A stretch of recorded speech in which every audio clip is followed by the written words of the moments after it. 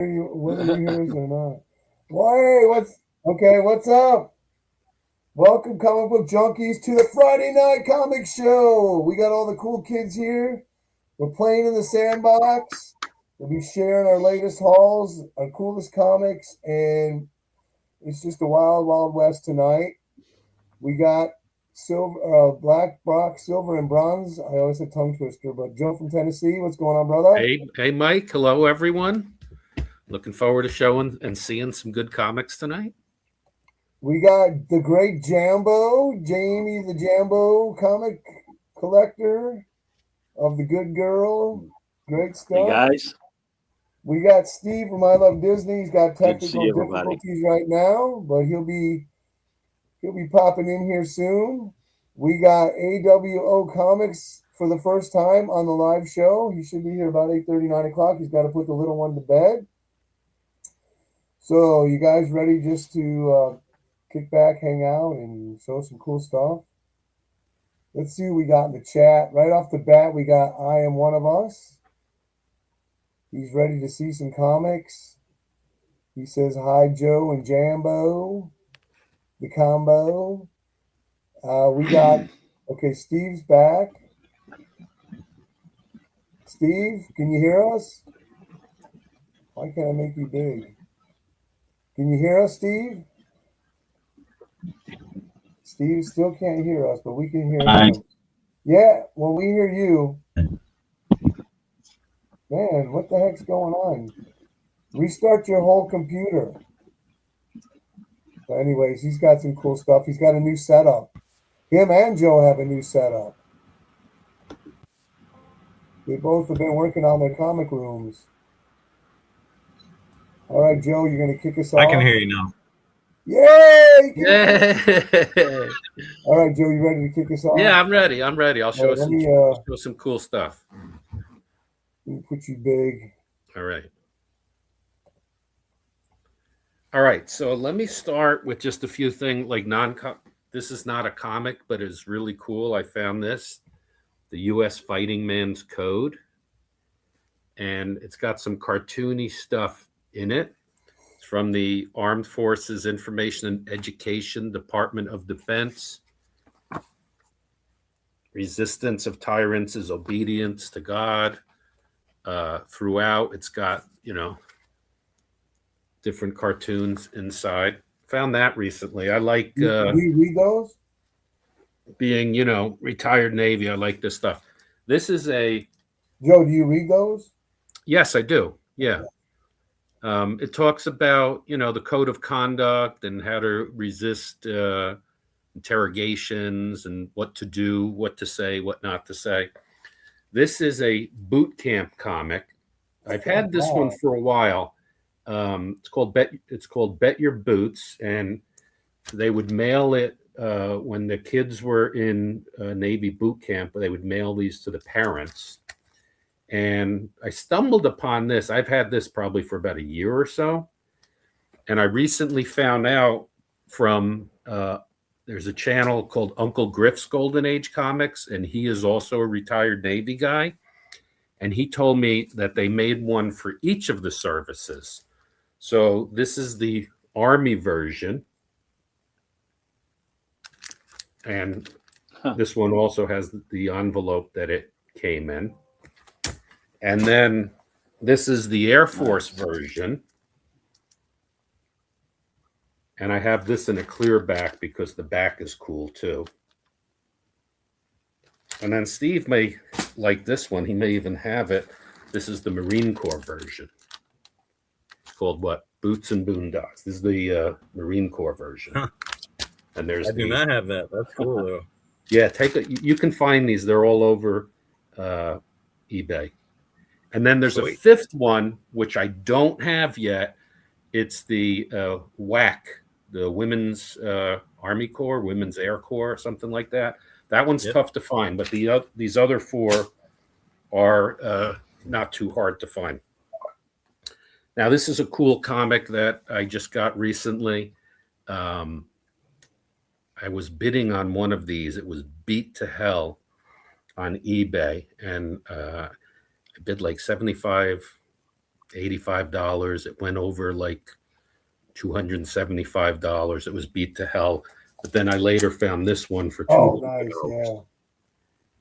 Yeah. And that's Hirohito, right? Yep. Yeah, And that book's always pricey when I see it. yeah, this is a really nice copy. 4 or 5. I got it for $200. And what's really weird about this is up here it says War Bond cover, but it doesn't say Hirohito, which I thought, they put that on there. Yeah, Instead, it's easy to see. it tells you about the back, which is this Captain Tootsie, which was drawn by C.C. Beck, who did Captain Marvel and Wiz Comics. His first appearance is a Victory Garden cover comic. Who, Hirohito? No, Tootsie Oh, Captain Tootsie. with the Katsujama kids. Yeah. And then Steve, have you seen that book before? What? The one he The just one you showed? just showed. you Yeah. probably have it, right? Hey Don, I don't have that one, no.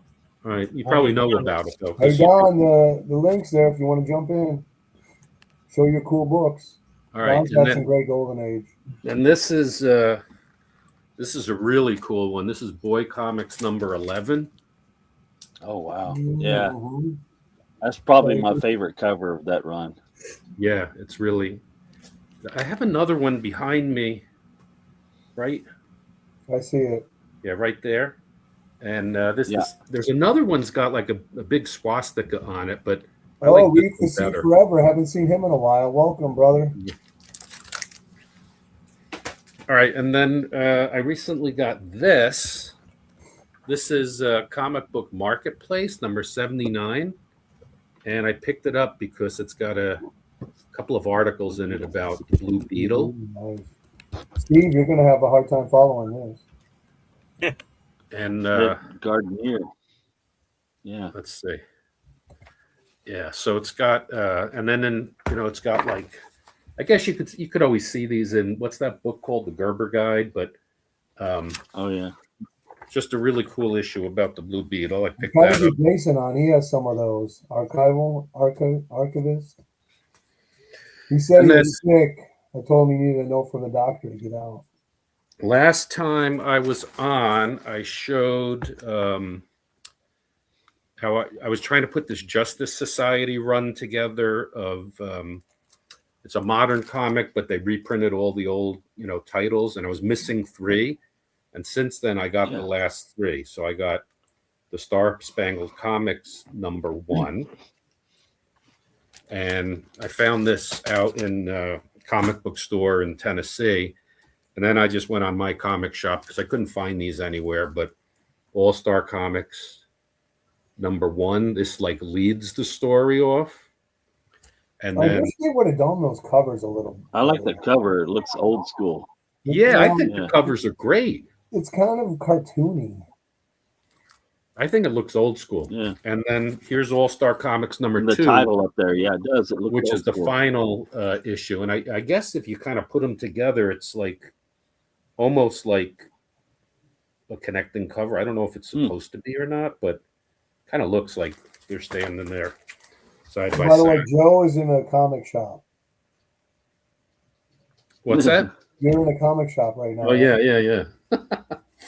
And I was Hey, out. Don, you got to add the HTTS to the beginning of the link in order for it to work. I was out in Lebanon, Tennessee. I think it would Lebanon, Tennessee. I went to this antique store. They have a comic booth in there, and every time I go out there, I check it out. The prices are like just a little bit high. Like they're not that bad. If there was something I was really looking for, I would buy it, but they're just like a little bit high. Well, last time I was there, the comic booth was having a 50% off sale. And so then all of the comics were really good prices. Hey, Don, I sent the whole link to your Instagram. And one of the series that I've been trying to put together is this Golden Legacy series. And it's like Black History. Each issue is a different person who's noteworthy in Black history. So there's Benjamin Banneker. And I found a bunch of issues there. Now, That was Fitzgerald publication. Do they only publish those comics and nothing else? Fitzgerald Publications. They didn't only do this. They also did Fast Willie, which was like the Okay. Black Archie. Yeah. Okay. But there's about 15 or 16 issues of this. I find them here and there. They're not like they don't you don't readily see them, but every so often. You find them for $1. Yes, and High grade. yeah, they're pretty high grade. Some of them are not, but they're really cool. These are the 4 that I just recently picked up, and I have right here. Let me see. Here's the other ones that I have. So I've been putting them together to try to get all of these. Harriet Tubman. You sent me those doubles, and I'm putting those in a giveaway box. Crispus Attucks. This is Benjamin Banneker. I may have shown that one. Is Maybe I there have George 2 of those. Washington Carver? Yeah, I have Washington Carver. That's on a different one. Frederick Douglass. So anyway, it's a pretty You have cool 2 Frederick series Douglasses. by Fitzgerald. And I also found this at this same place, You've been a busy man. Bunny. Oh yeah, those are cool. I love the Bunny Yeah. book. And there's one here, there's one there. They're hard to find. I pick them up all the time when they're a decent price, and when they had the 50% off at this particular booth, I found that, and I also found a Tippy Teen. Oh yeah, those are harder to find than the Bunny. Well, that's a good Yeah. cover. Yeah, Yeah. isn't that a good cover? Yeah, Yeah. just winter Yeah. cover. So this is what? Is this Tower or I One of believe these- so. It is. I think it was Tower. I think you're right, Yeah. Joe. yeah? And then this was Harvey and Tower, kind of like their version of Archie, right? Yeah. This Don, I'll get you in. I'll introduce you as soon as Joe's done. I Oh, picked yeah, this that's up. cool. I was just in California visiting my family, and I always go to the local comic stores there. That's a this nice one. one to find in high grade. Couple of bucks. Yeah. It's reprints, right, of Right. Mystic or Adventures in the Dark, whatever, like Marvel Atlas horror from the 50s. There is a great story in here. I posted the whole story on Instagram. Check out my Instagram account. It's the woman who talked too much. And the husband can't stand it. I married her. And he makes this deal to try to get rid of her, and there's a twist ending. So I'm not going to tell you what it is. It's very funny. Check that out on my Instagram account if you want to read it. It's very funny. Joe, did he make a deal with the devil or a witch? Neither. Okay. It was a he and his wife went to like a state fair where they were going to bury this time capsule, and he made a deal with the guy who was burying the time capsule. Okay. Enough said. Yeah. Okay. And I found these at in an antique store for $1 a piece. They're really high grade. 3 issues of Kool-Aid Man. I found one in Ohio. Issue Number 3. 2 and issue 3. And I don't know, it just caught my eye. There's Right? 2 volumes of that. You know that. Yeah. In issue 5. He had a stack of these. Nice. And let me do maybe 2 or 3 more, and then someone else could go, and I'll do another. Isn't that Kool-Aid Man cover, bondage cover? Oh, that's nice. American Air Forces. I love these covers that have the kind of like the sunset skies with the oranges and reds Yeah. kind of fading together. They always capture my eye. And actually, I found this one because Mike just got all of those U.S. Air Forces ones. And I don't know, it was like I started looking. I found I found this one. It's not the same series, but very cool Magazine cover. Enterprises. Doesn't that And Bob then- Powell cover? What's that? Isn't that Bob Powell in the art? I can't hear you very well. You can't? I can hear you. I just couldn't hear what you were Is saying. it Your Bob question. Powell on the cover? Cover art? I think it's Magazine Enterprises. It's Magazine Enterprises, yes, if that's what you were saying. And then I'll just stop here with this one. I found this. This is the Pogo Stepmother Goose. Huh. It's really thick. I don't know. But I found this. It's from like 1954, or it's old. And I was in an antique store, and they had a children's book section. And so I just started looking through the children's book section, because I find like when I go to antique stores, they always put like Archies and Tippies and Bunnies in the in the children's book section. So you sometimes get lucky. And I found this, and Don, need to you know that figure you can chime in. We can hear you. how to get this off. It's like some paper stuck on there. I got to figure out how to get that off. Question to the panel. Do you guys feel funny sometimes? Every time we got to go out, we got to go to the children's section to look for comics. Yeah. Where a good in the thrift stores or wherever. All right. Do you want to let someone else No, jump in? Yeah, I'm I'm gonna let Steve enjoying go your next. wall behind you, man. You got a nice wall. Avengers and Oh, thanks. Hulk. How could you say that? Brick to all Bradford. of them? I'm digging that Brick Bradford up there. Number 6. Yeah, Awesome. I just recently did this and moved things around, and these are two that are really cool right here. This is Jack Kirby, I remember you showing those, Jack and Stan. Jack and Yeah. Stan. So Can you hear me clearly? I could keep going. You want me to keep Can you going? hear me? Can you hear me clearly? Yes. Yes, I can hear you. Yep. Well, we'll let Steve go next, but we're going to introduce another panel guest. We got Don Carter with us. Hey, Don. Welcome to the show. Don, can you hear us? Don. Hey, Can you hear I us? see Don. thank you. Can you hear me? Yeah, we can Yep. hear you. Oh, okay, good. Yes. Nice wall. We just want to let you introduce yourself. We're going to go to Steve now, Jambo, Okay. and then we'll go to you. Let you go Yeah. after that. Welcome to the show. How you doing? Can nobody hear me? Correct. It sounds like on my end, I hear talking over talking. Let me change my microphone for a minute. How's that? Does that sound better? Nobody can hear me? Yeah, we can hear Yes, We can hear you. we hear you. Okay. How do I sound? Am I okay? Yeah.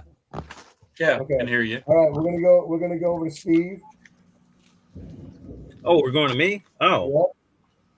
was I supposed to bring some books? Because I was just here to hang out. Oh, okay. Well, you got all those books on that new wall behind you. You did Yeah, a great let's- job on that. Let's take a look at Do you that. want- So, for 2 weeks now, I've been procrastinating. I bought some plywood and some 1x4x8s and some 2x4x8s. And I've been working on this comic book shelf that I put together. It took me 2 whole weeks because I'm a procrastinator, but I finally did get it done and put some books on there to display. So I guess I can show you guys a couple things. Has anybody seen the new Masters of the Universe movie? No, but I'm I gonna No? saw it. I saw it. GT10. Man, I heard a lot of hate about that movie, and I got to tell you, I heard a lot of hate for Skeletor.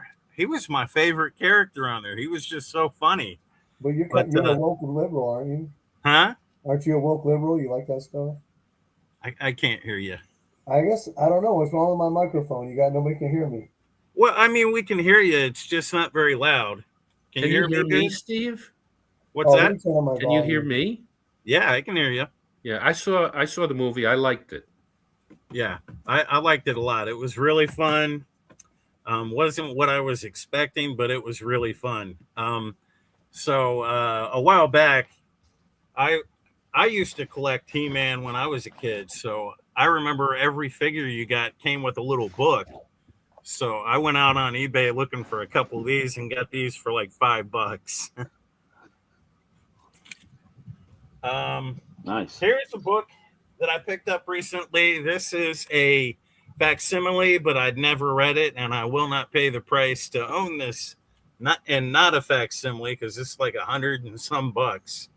But have you guys ever read this one? No, how's the story? The story is actually pretty good. So in this, Joker gets out of Arkham, and he immediately goes after Barbara Gordon. And while Jim Gordon is on the phone with Barbara, telling her that the Joker is out and he's probably on his way to find her, he gets into the building, into her apartment, and she thinks it's a cop coming up to help her.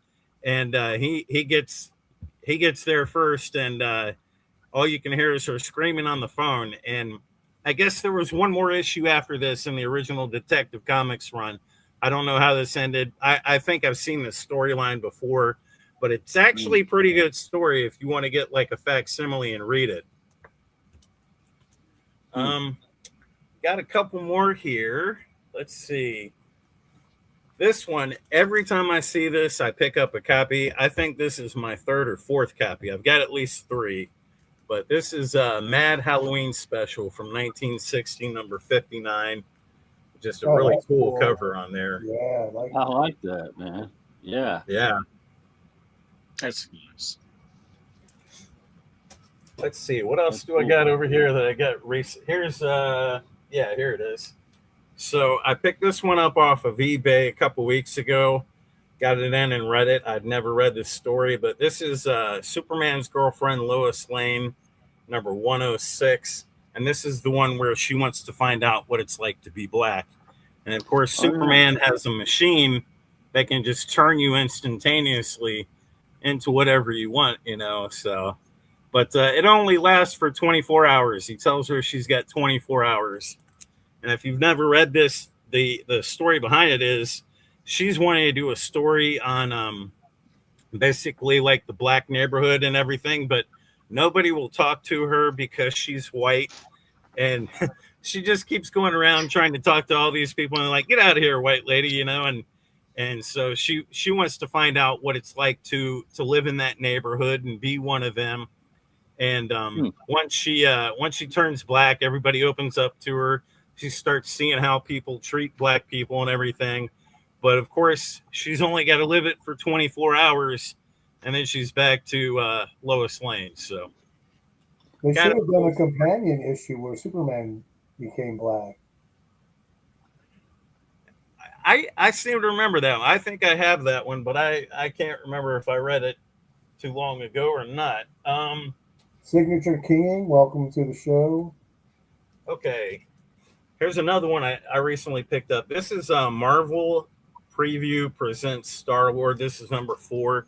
This is his first appearance. Yeah. If you've never read this is not the guy from the Guardians of the Galaxy. The storyline is kind of similar, but basically Star-Lord, when he's like 10 years old, he sees some aliens in the woods, and his mother is out there, and they actually end up killing her, and the police find Star-Lord, and they're trying to get out of him what happened, and he keeps talking about these aliens. And of course, they don't believe him, so he ends up growing up, and he becomes an astronaut with one thing in mind. He wants to go out in space, find these aliens, and get revenge. And he will do anything that it takes to get to that position. So he ends up finally being put on this space station.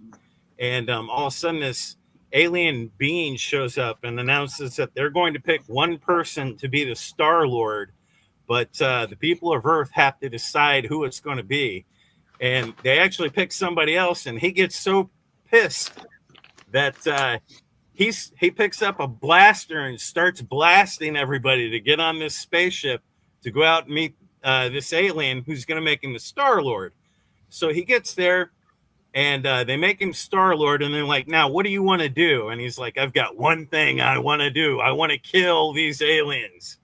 So it's played along in the story, like you see him actually go off and kill these aliens, and then he comes back, and you don't know if it was a dream that this person gave him just to show him that revenge isn't worth it, or if it actually happened.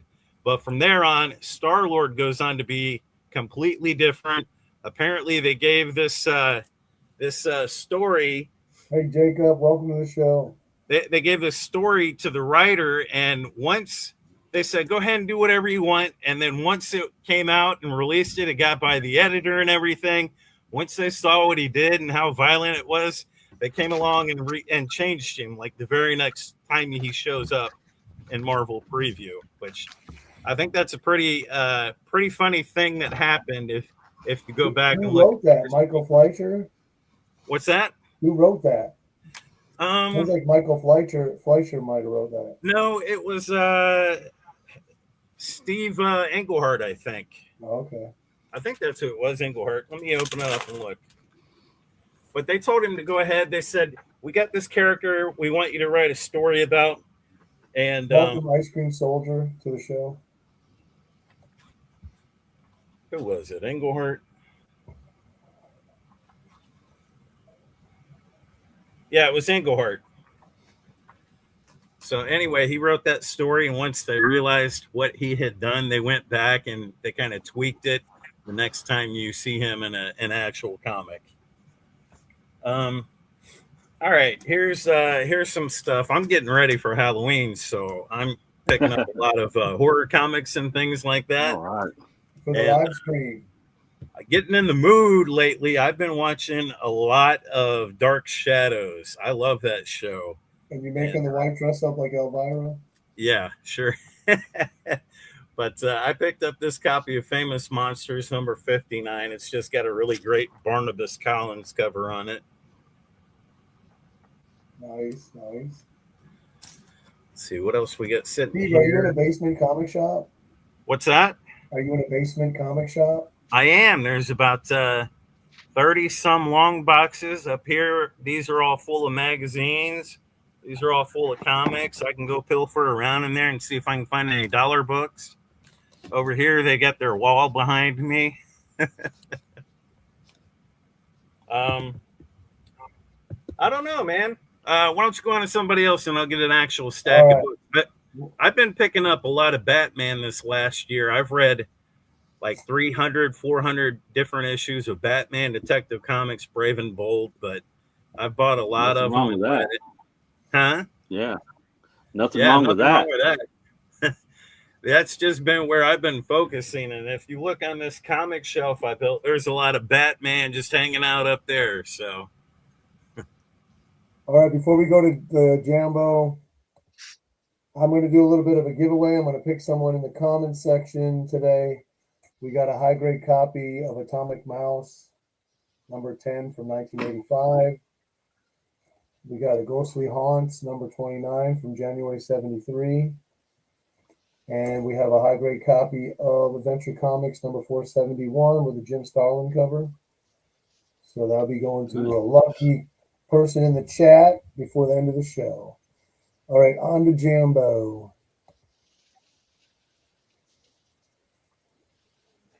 Hey, guys. Well, I went into a comic shop today, but I only came out with 2 comic books. They had a lot of good stuff, but I didn't want to pay up a bunch of money today. So I got a replica of that. Oh, nice. I already have an original. Yeah, The gold I foil got the one original, doesn't but I have just the wanted one to open up, read again because it's so cool. Probably my favorite cover in all of comicdom. It's pretty awesome. that is a good one. And, Why and do they have to I put got that this. barcode It's kind on of a the front? key. I don't know. And it was in pretty nice shape. So I did pick that up. You got doubles on that? And that's all I got today. Yeah, right. On this, the 141? Yeah. Is that No. first appearance? No. That's not the first appearance? Yeah, It is? Okay. it is. I have that other cover, the second cover of So- him, and I got two of those. Good thing it's the first appearance. Nice. That came from the Oh, yeah? shop? This is Shadow Pulp. Where'd that No, come- no. That's all I got. Those 2 books is all I got today. I just had this over here close to me. And I got Oh. this. Ooh. Who does cover You got art a on couple that? of those, don't you, Mike? I got one. Who Schomburg. does cover art? Who does the cover art on that? That's Schomburg, nice. Alex Schomburg. Oh, is it? Okay. Yeah. And because I think Mike's got some Western Good Girl he's going to show later. Thought I I'd have show a you box that. here. Do you? I bet. Biggie There's some Jim. Frank Frazetta. That's nice.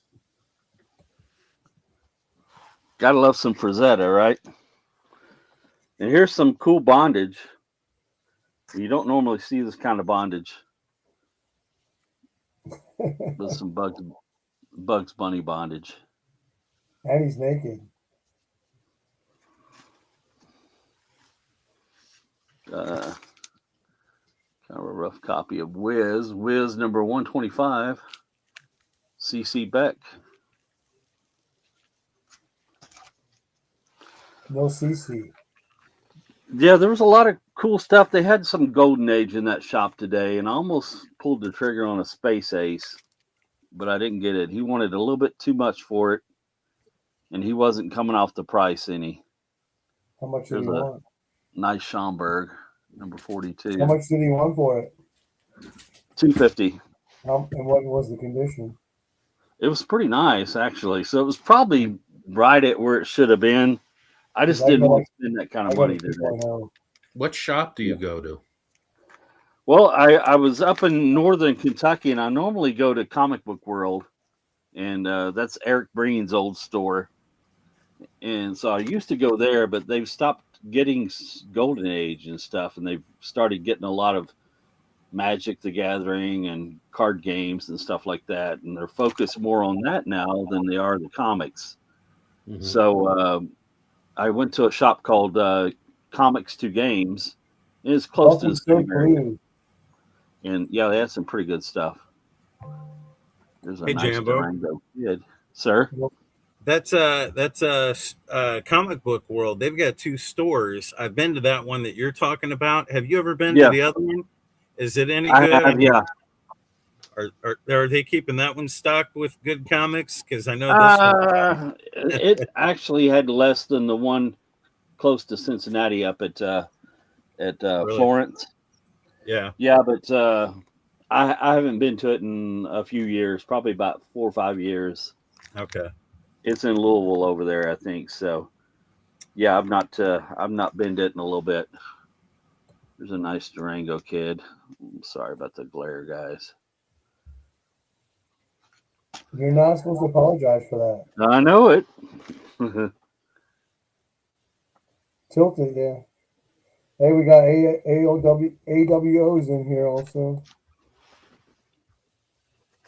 AWO. Let me go ahead and let him just introduce him real quick, Jambo. Okay. Anthony, welcome to the show. How you doing? Hey man, what's going on? Was glad to see you.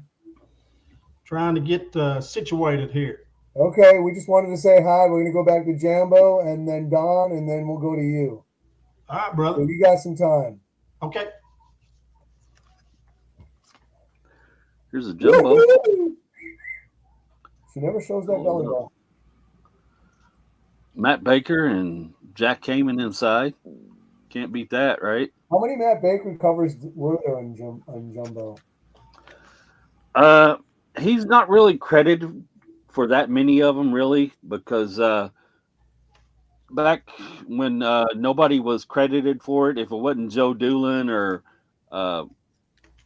Maurice Whitman or somebody like that, it was usually like a house studio thing. You know, they kind of, somebody would draw Sheena, somebody else would draw the animals, somebody else would Right. draw the background and stuff like that. And So so how do you figure out which ones are Matt's? they're uncredited, Just it'll go say by- like a house Just go by cover or the something look, like that. Yeah. Iger Studios. get your little Uh, monocle out and examine it. hmm Let me show you a couple more. Like your shirt. Yeah, I was my happy friend. about that Hulk.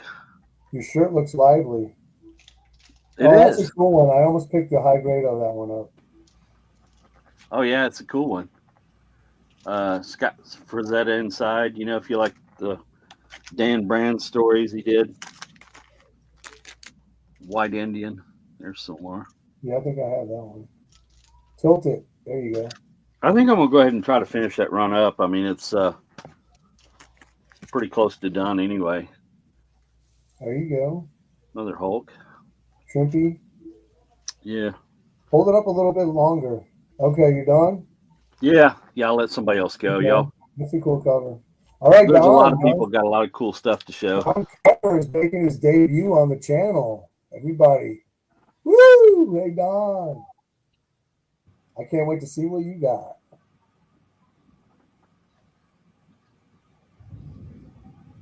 You're up. Hey, well, thanks for having me. Appreciate this. Yeah. It's exciting. I've got a bad echo at my end on the audio, so if I seem It's a probably little because sometimes you need headphones to get rid of that. You don't have your phone on, do you?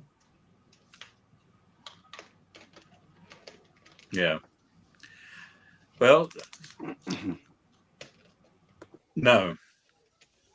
Yeah. It must be Well, good. let me show you some books. I mean, after I talked to you or after you chatted me this afternoon, I pulled some out. This would be the nice. first that I would have. That's a good one. This is a Jack Kirby cover, and I believe Marie Severin did some work on it too. Tilt it just a little so we could get that glare out of it. But yeah, that's a cool one. I love that. And it's real thick. Big book. There you go. Yeah, like that. Yeah, you're right. This is a thick book, and it's full of like Ditko, Don Hess, everybody. Sweet. The Black Swamp Monster. Oh, there you go, Jambo. Oh, nice. That's number 1, right? No, this is number 11. 11. Okay. It's 2 number ones. 2 number 1. Yeah, That croc's ready to eat her up. this is actually a Sid Shores cover too. Yes. It's got some damage in here. It looks pretty nice. It does. Can't tell it. Yeah. Yeah, and I'm one of these collectors that I'm prone to mess with books and try to repair them. But this one, I've read myself the riot act about leaving it alone.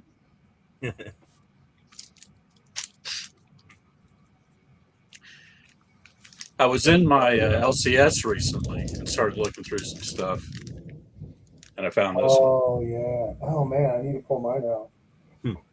That's a great series by Farrell. It's nice. I found this one before I saw yours. I love this cover. Yeah, it's a great cover. But isn't that a weird hand? Really is. I was counting the looks fingers there cool. for a minute. I like all the veins. Looked like he had an extra finger, but he I'd doesn't. like to complete that run. I like that, the art on that, those books. Oh, nice. There you go, Joe, between the legs. I think this is great. This is low grade. What number is that? I don't care. Number, What's up, library? I have no idea what number it is. Library, I haven't seen that issue either. With the one with the hand, I haven't seen that one for sale. That is a cool cover. No.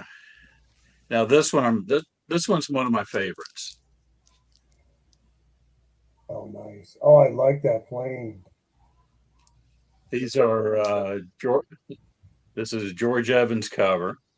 It's probably like a 2, maybe 2.5. It's got Wally Wood art inside. It's a nice. But let me flying show you tiger, I guess. something.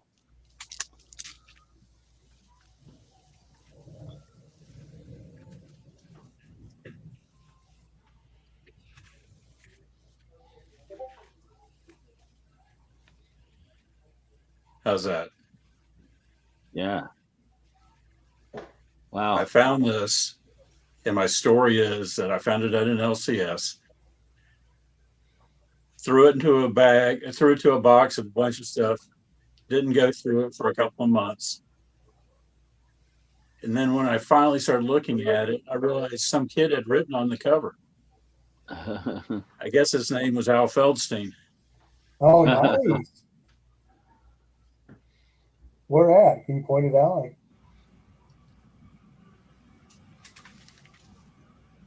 Yeah, did you ever meet Al Feldstein? I met him at a con in Indianapolis, and he was super nice, man. And he would sign anything for you. He was super nice guy.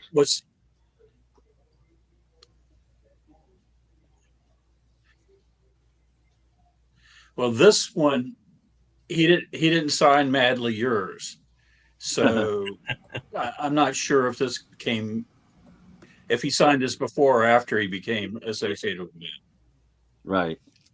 That's nice.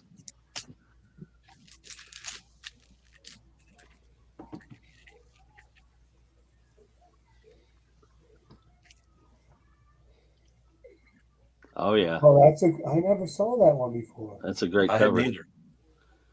I think that's a Maurice Whitman, right?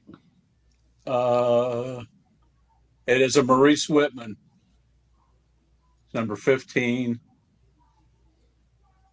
Right. Those are great.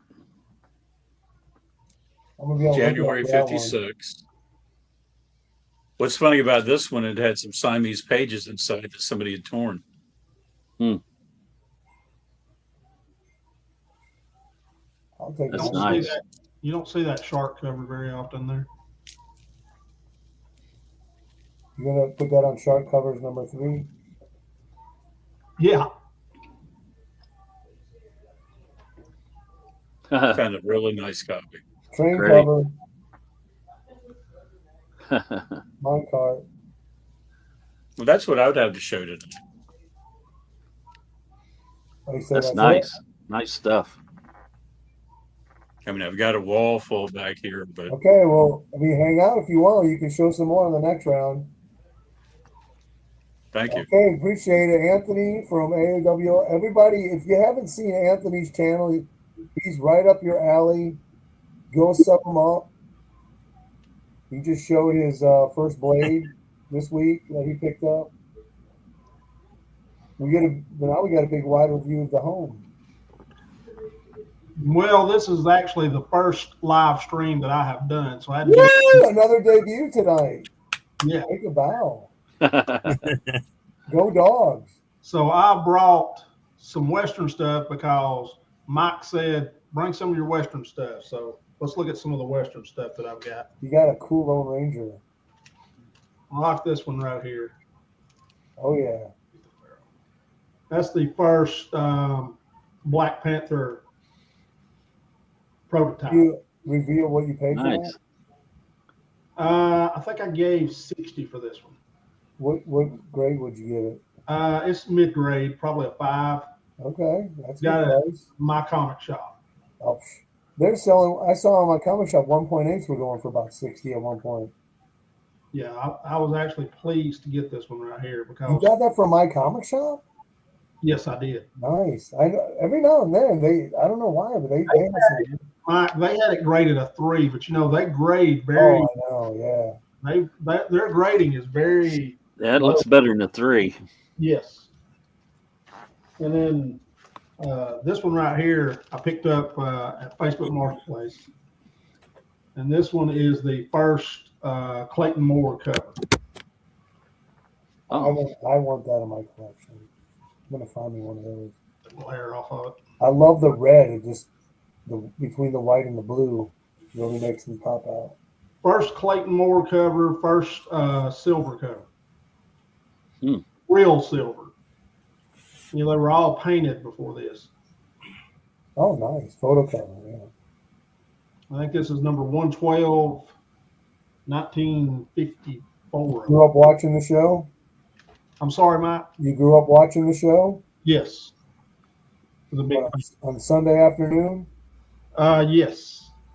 And usually weekday afternoons. On the UFH channel. Yes. This one right here is pretty cool. I got it same place, Facebook Marketplace guy had a bunch of Westerns that he wanted to sell. This is Rocky Lane, #1. And this is a Fawcett publication, so it's not a Dale. And this actually ran 87 issues. Now, what did you pay for that lot? I told everybody he forced that lot on you. What did you pay for that? For all of these Westerns that I got with the Lone Ranger, which was probably about a total of 25 bucks, I gave $75. Okay, go check out the video on it. Yes. So what's the grade on that Lone Ranger you showed? Definitely mid-grade. It's probably about a 5. But what does that book go for? Because I know you've been looking for it. Retail, high grade 160, probably I'd say around 85, somewhere around in there. I probably got my money back on the one book. Got another Lone Ranger right here, 1960 on this one. I don't remember what number this one was.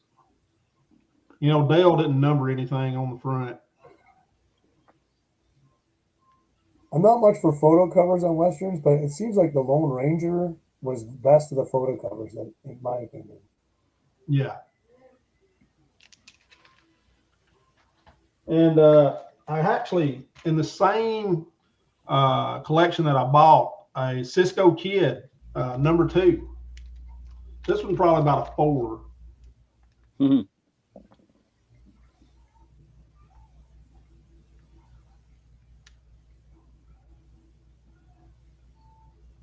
And I'll turn it over and let somebody else. Okay, guess what? It's my turn. What you got, Mike? I get to show something. Steve got kicked. I told him to get back on here. All right, what do I got? Well, I just got this. You've probably seen the video. Double hanging cover from Wow. Metropolis Collectibles, which is a great store. Recommend it. Just picked this one up. Great Joker story, and it was a great imaginary story that Alfred wrote in the beginning where the original Batgirl becomes Batwoman 2. She discovers Dick Grayson's secret identity after all the years that she thought they were two different people. They end up kissing at the last panel. I mean, she really lays it on with the tongue and everything. It has two tape pulls on, but you can't really tell, so I got it pretty cheap. Other than that, it's like a 7580. Nice and white. Pages are nice. So it was $25. Over at Collector's World in Rogersville, which was a great store. He actually gave me this for free,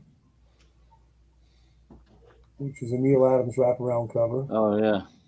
That's cool. Probably a 4.0. It's got a little bit of damage there. But I got this one recently, too, which is another Neil Adams cover wraparound. And I got a Superman one recently, like 2 months ago, or an upgrade to it. What else? Man, where's that other book at? I wanted to show the other one that I got from his shop. I think it's right in here.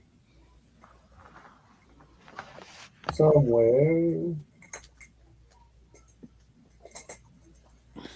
Yeah. So I finally got this. I've been after this for a while, but didn't want to pay the eBay prices. First Prowler Pretty nice copy. Got it for $70 from Collector's World. And then Joe sent me some comics. He sent me this from Joe, I don't have, oh, here it is, 1941. Keyring Comics. He sent me 3 different issues. This was the last issue.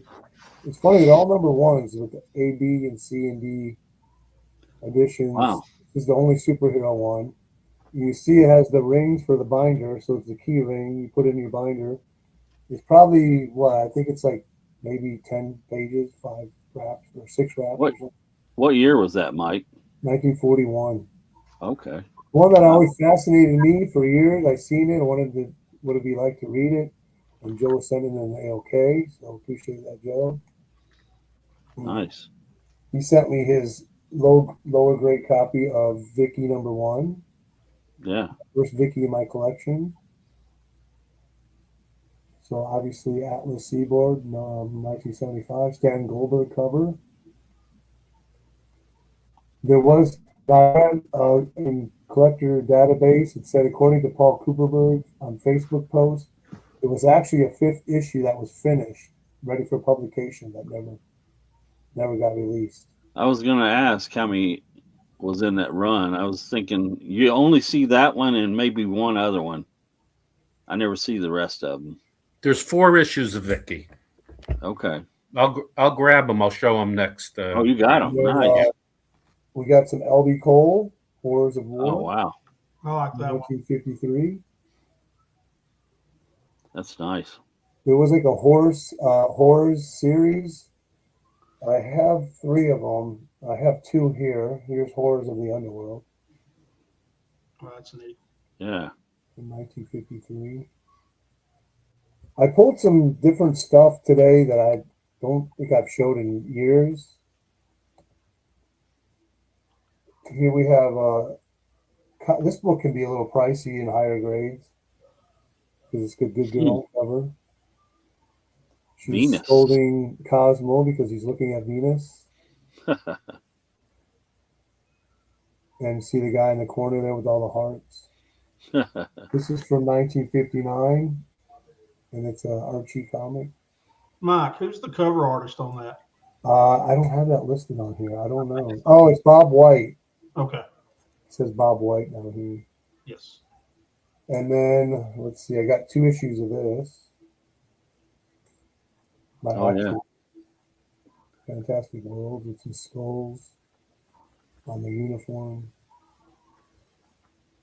This is from Very cool. 1953 also.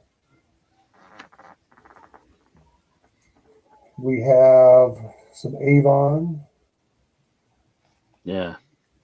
Strange Worlds, 1955. And it's got no code on it, which I like.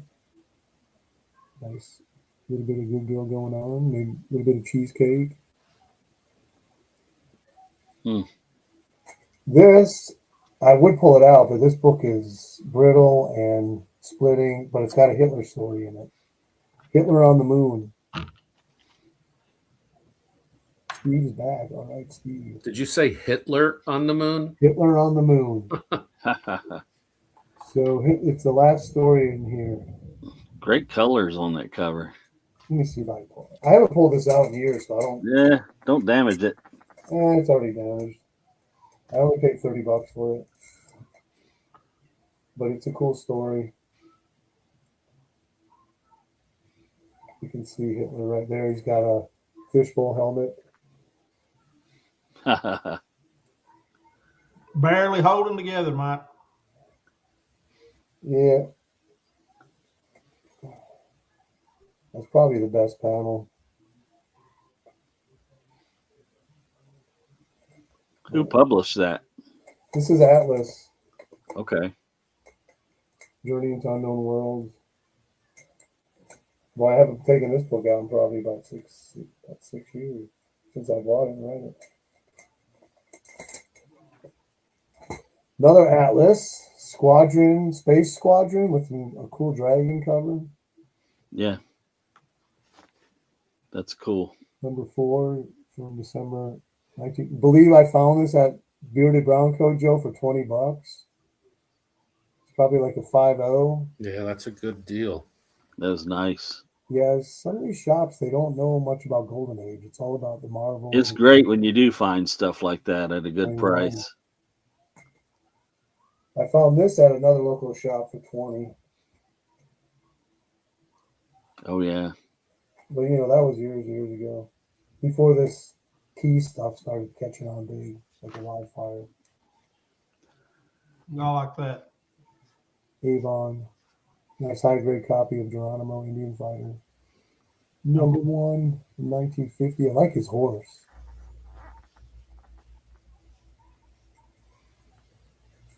We have Mr. District Attorney by DC with the classic Poison cover. Oh wow. The mafia poisons the water in the city. Tried to find another copy of it, but I got lucky on this one, I guess. It was $34 from my comic shop. But this tends to be a more pricey issue out of the run, as you can see why. Have you heard of this one?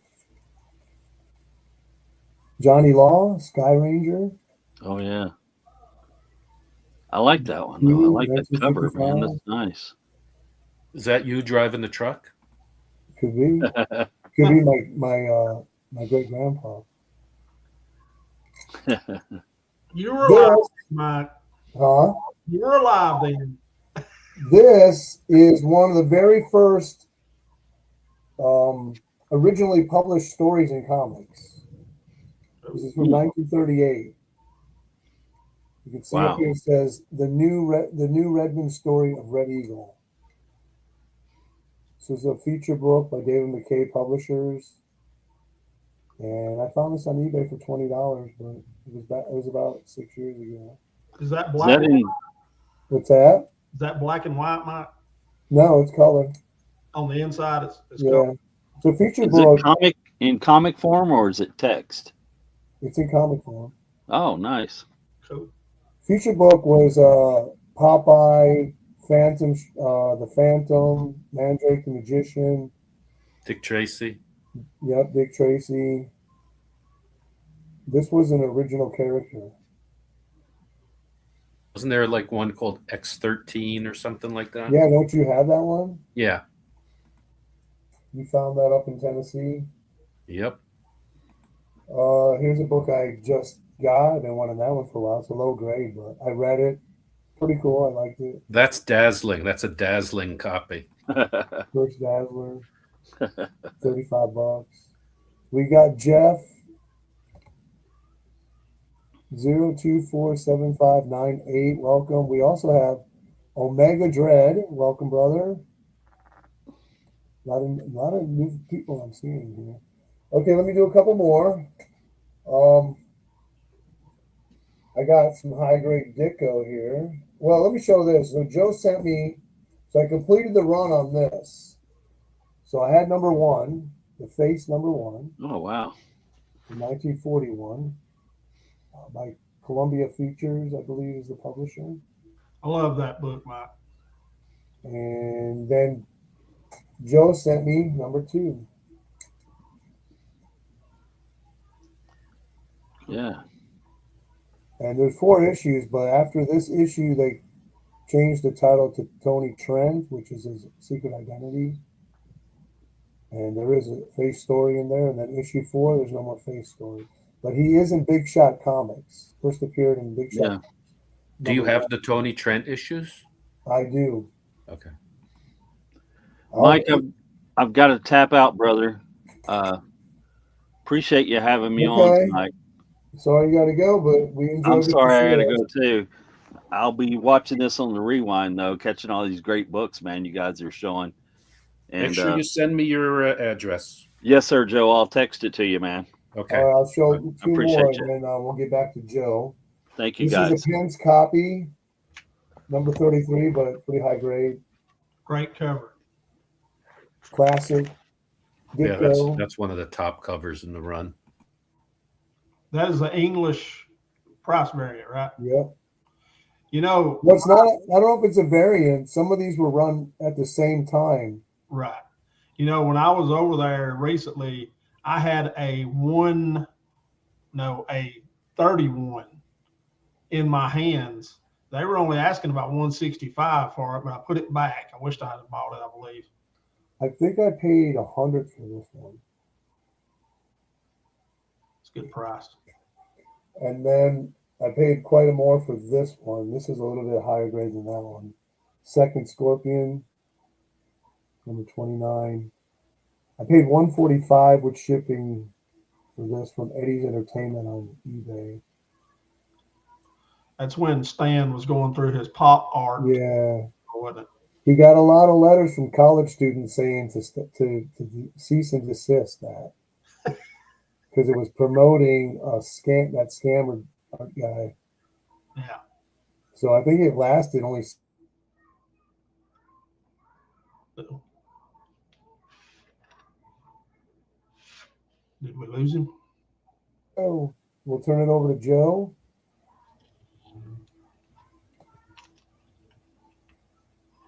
Okay.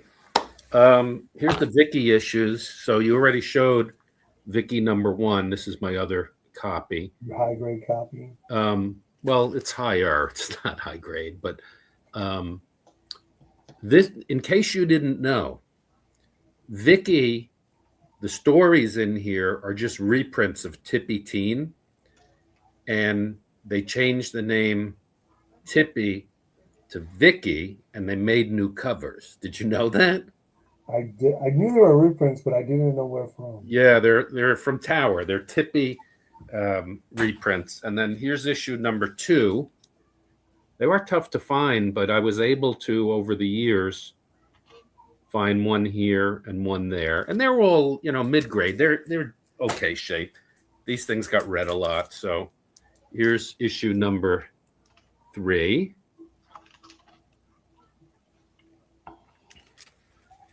And finally, here's issue number 4. So those are the. Did you know there was a 5th issue already ready for publication? No, I didn't know that. All right, now here's the other stack that I had. This is really cool. This is a Fat Albert comic that I found. Okay.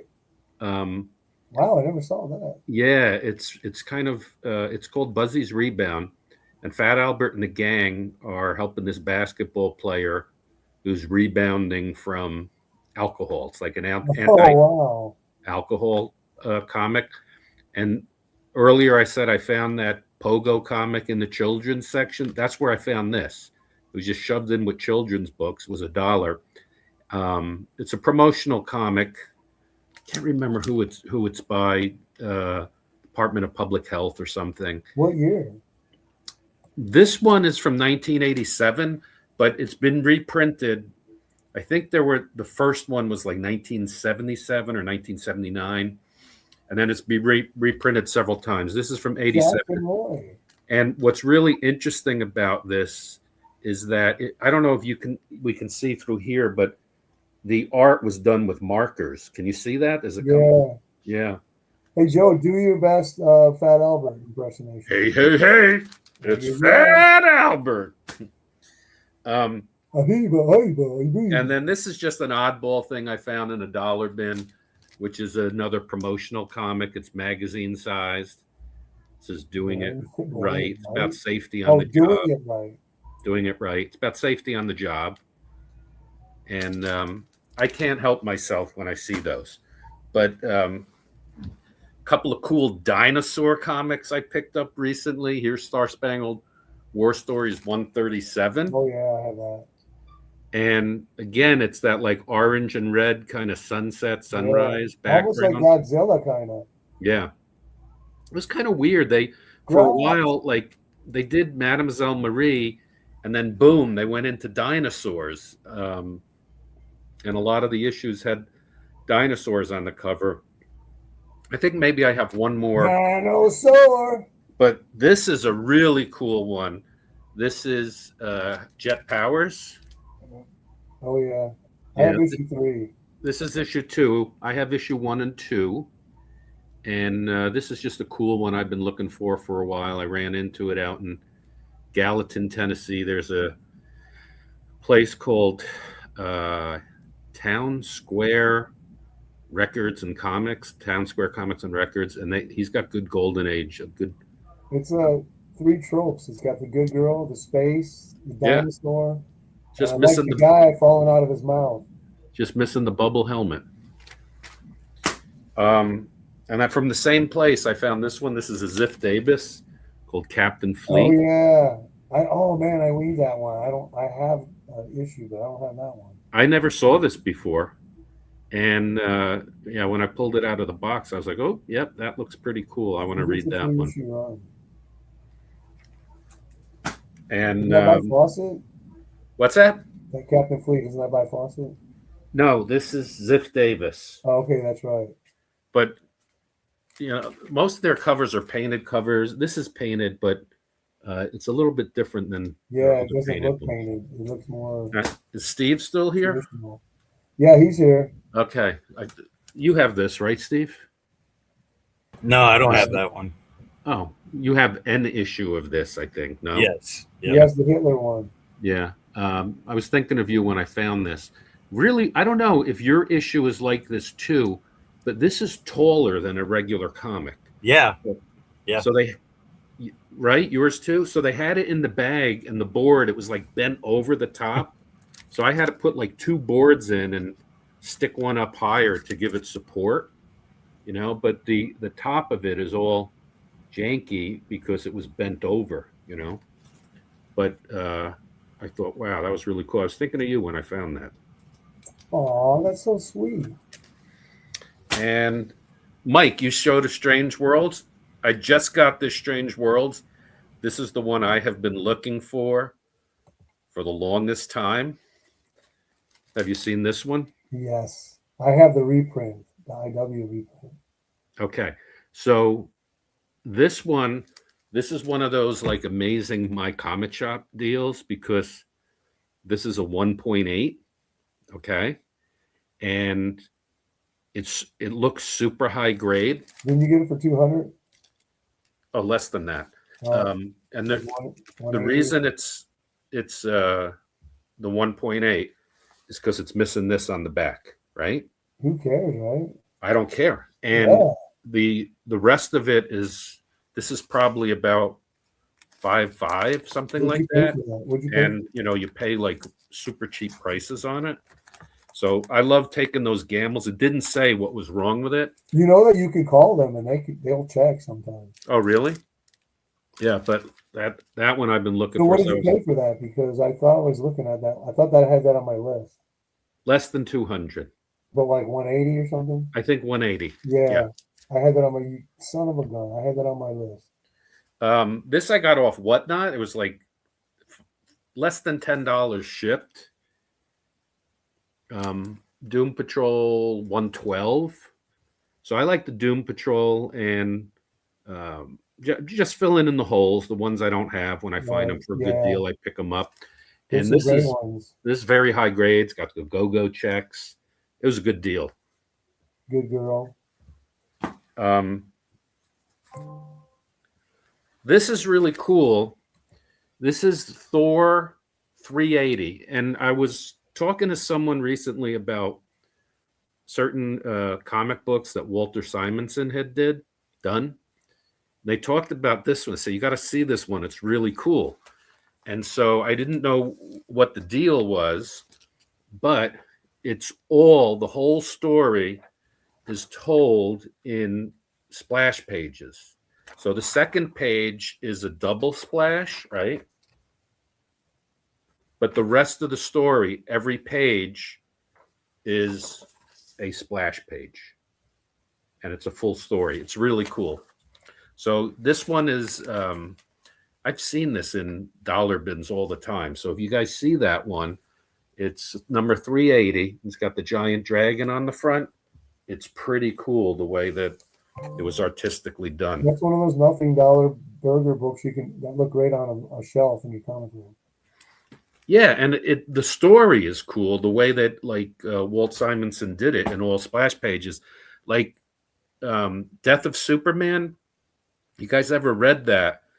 It's really cool when you read the Death of Superman as you lead up to the final issue where he dies. Each issue has fewer and fewer panels, and when you get to the final issue, it's just all splash pages. The issue before, it's like 2 on a page. The issue before, it's 4 on a page. It's really cool. Here's another Black Cat that I picked up. Mike, she's one of my gals that I go for, is Black Cat. She's And Hollywood's darling. I always try to pick these up when I see them. Linda Turner Rides Again, a Black Cat and a Death Valley Western. So I that's love just, how they shifted her title. yes. I think it had 3 different things. It was Black Cat Western, Black Cat Mystery, and then just Black Cat. Yeah. And she wasn't always in it, right? They were in different parts of the run. It The became mystery went to horror, but then the Harvey brought her back. Harvey brought her back in the 60s in the mystery. So I was really psyched to get that one. This one,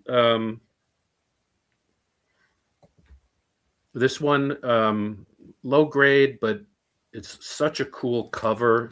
I'd never seen it before. Oh, nice. Cooperberry? I don't know, but it's cool. It's like the typical ones they did in the Golden Age, where the people down here are like running away, looking back. Action comics is like that. Like a Godzilla type thing. Yeah, then the giant, that's Dr. Savannah Jr. So the Ghost of Savannah Jr. But really cool cover. I had never seen it before. Sometimes I just make cover buys like that. This one about, Mike. You didn't tell me about this one, but I found this cool Target Comics where. Oh yeah, I had that on my list. I'm like, I can't tell Joe about that because I might forget it. You didn't tell me. I just stumbled upon it. I was looking for. I was looking. Once I told you, he's like, "Oh, I just purchased that today." Yes, because the way I found this is when I was looking for this one, this came up. Yeah, I love those early Targets. In the bottom, when I was searching for the other Target comics, this was on the bottom, and I was like, "Whoa, look at that!" That's a really and good one. I made an offer on it. I accepted. It's pretty cool. It's got some tape on the spine, but I've never seen this. Like, I've only seen it this one time. So yeah, same here. You know how it is. Like sometimes when you might let me borrow that. When you see a comic, you got to buy it because you're not going to see it again. Exactly. And you don't tell your friends about it either. That's right.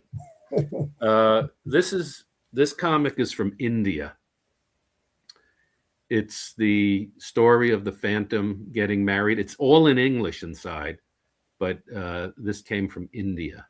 It's got some like crayon on there. Hey, be careful. Got to see if I could get that off, but it's a family show. Pretty cool. Yeah. Okay. Where'd you get that? Pardon? Where'd you get it? I found it on eBay.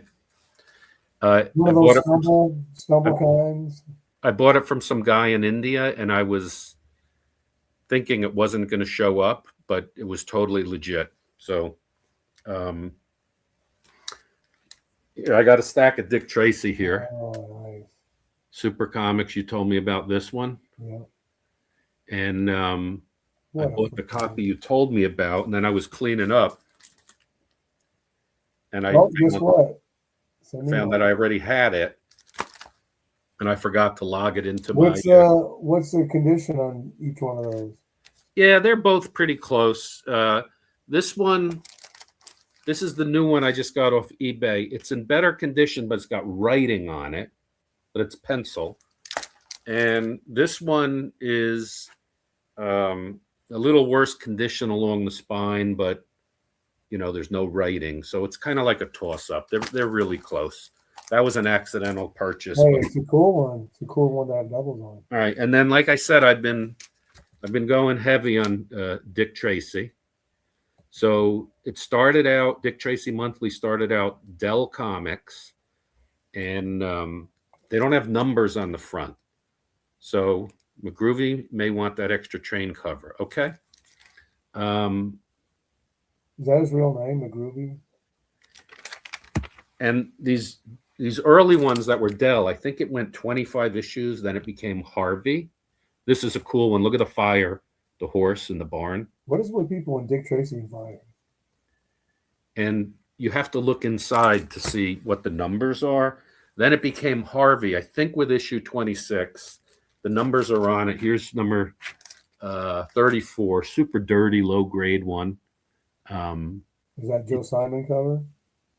Or Chester It Gould? probably is because he was like drawing for Chester Gould at some point. This one I like. This one's in pretty decent shape.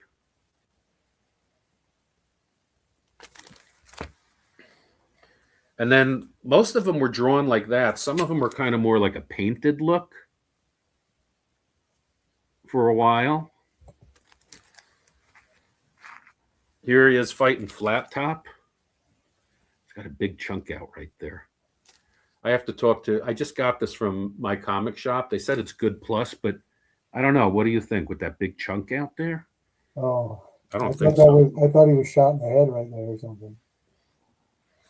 The Case of the Treehouse Trap. A lot of these are from my comic shop. Just recently, they must have got a Dick Tracy collection in because it was like bonkers how many were available. Not all of these are from there. Here's a cool one. The red dress, the classic red dress of the Golden Age. Control. And here's another early one, a Dell copy. There's so much story in here. Here's Bang for What is- you're dying. 126.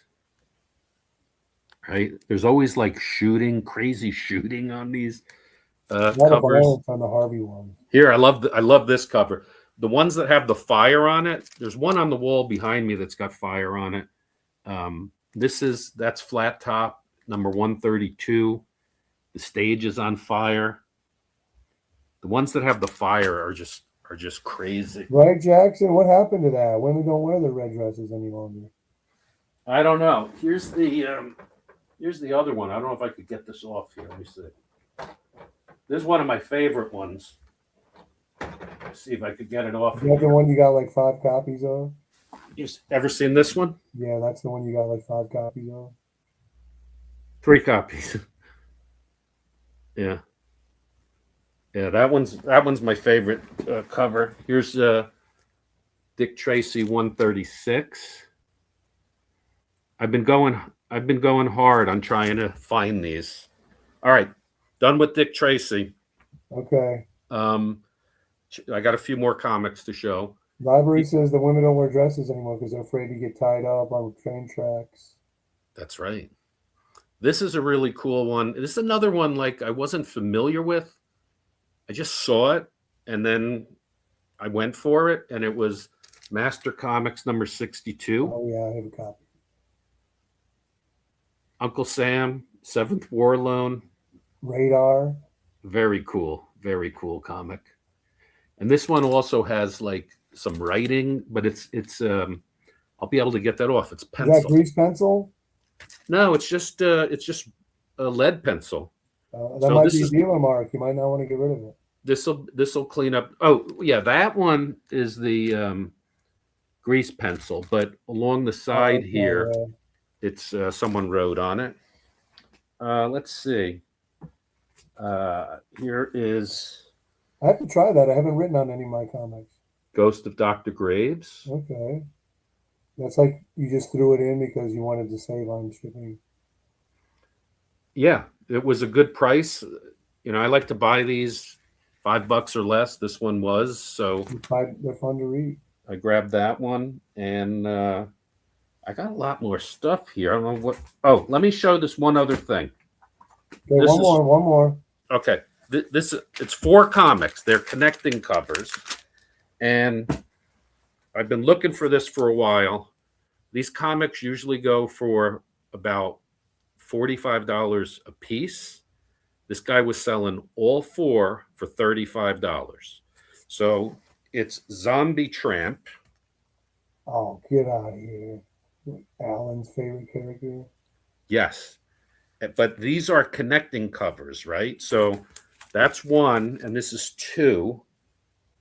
And they So connect. was this an investment buy or a cover buy? No, it's just a cover buy. I like these. I want to put them up on my shelf, all four together. And then here's three. But at least it's not the cartoony. Right, it's not cartoony. And then here's number four. I mean, I like those, more of those cartoony ones. They're really cool. And they all connect together. So I'm going to rebag them in tighter bags so it like you don't see the white as much. And each one has like a different color.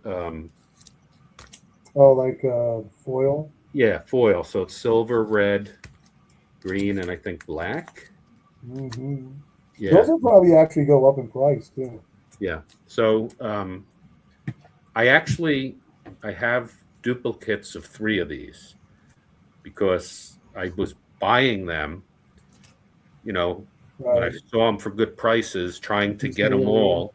And then this guy had all of them for $35. So now I have dupes. Did you reach out and tell Alan, look what I have? He's got this. He's got it. He just talked Okay. about it recently. So I got plenty more, but why don't you go, Mike, and or Steve? Yeah. Oh, I didn't realize I was You back. caught him off guard. All right, I'll show a couple of things I've been picking up recently. So I've got this really cool shop close to me that sells books pretty cheap whenever they get them in. Don't They believe price nothing their he stuff. says. Huh? Don't believe anything Steve says. It's not true. Okay. Anyway, this is one that I picked up from them. They had a new collection in, and I picked it up because it was a Golden Age and it's a Christmas cover. This is Polly Pigtails number 23 from 1947. Oh yeah, I have a high grade copy of that. Do you? I hate it because that book is so tall. Yeah, it is. You can't put it in the box. Yeah, if you look at the back, you can see that there's not much left on here to actually fold over. But yeah, $5. Man after my own heart. Joe, I think I got 2 or 3 issues of the United States Marines that you were showing earlier. I don't have the one that you have, but this is one of them that I had close by that I could find. Where he's Yeah, I remember that. That's a really cool one. That is a very cool one. He's gonna stick him in that. And then here's another one I picked up from that LCS. This is New Funnies number 143 from 1949. It's another Christmas cover. I got that one. $5. There you go. Can't beat it. I bet you were salivating. I got a couple of issues in New Funnies that have like the little 8-ball character on it. Yeah. So 8-ball was his last appearance was 129. Yeah, I got that one. If you can find all the issues before that, you'll learn the cover. Is that issue the one with the red and white stripes on it? Yeah. Yes. Who sent me that? Yeah, it is. I'll grab it down. I'll show it next. Who sent me that? Did you send me that, Steve? What? That last issue, or was it you, Joe? No, it wasn't me. I think it was Joe. I think I sent you it. Yeah, you did. I think I upgraded a copy and gave you my copy. Unprivileged. Jackson said it's the last day for Christmas in July. Don't you July to me, Jackson. Yeah. Here's another book I picked up from that shop. This is The Mysterious Traveler, a Charlton book. This is number 9 from 1958. I showed this on Instagram. I just love that cover. It's Creepy got doll a great, cover. huh? Creepy doll cover. Yeah, creepy doll. Love Chucky. creepy dolls. It'd be nice if he had a steak knife in his hand or a butcher knife. Yep. Here's another book from the same shop. This is Famous Monsters of Filmland. It's a magazine, number 56, from 1969. It's got a Boris Karloff cover. Nice. Classic. Here's another book I picked up from them. This is Weird number. Actually, I don't even see the number. This is just from October of '74. But it's got a great headless cover there. The holding colors up on those the are head. always so good. Huh? The colors on those were always so good. Yeah, they are. Look at that body just laying here with all the goo oozing out. He's holding his chopped head. And man, that's a cool cover. What year is that? 1974. And then here's another one. This is Weird from June of 1970. I picked this up at Jim and Dan's. You and I went there, Mike. This got a Frankenstein and a vampire and who is that back there? The Wolfman or something. The Shrunken Monster. Another horror mag. This is Terror Tales from December of 1974. This lady does have a red dress. She is in distress. A lot of stress. Dang, that's a big slice of cheesecake. This is a family channel. Keep it clean. Here's a Terror Tales from December of 73. Wolfman. Does that say the Corpse Makers? The what? The Corpse Makers? Yeah, the Hungry Corpse Makers, yes.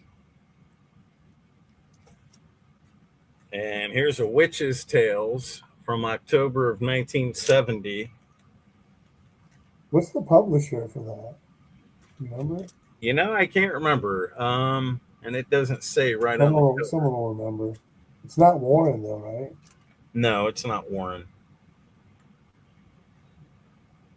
I seem to think it was a publisher with a name similar to Erie or something. I think something similar to that. I've been collecting a lot of Skywald magazines lately.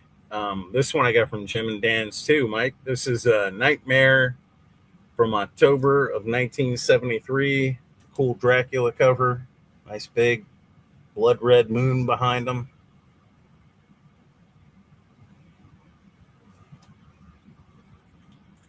Here's another issue of Nightmare number 12 from April of 73 with a ghoul and a swamp in here.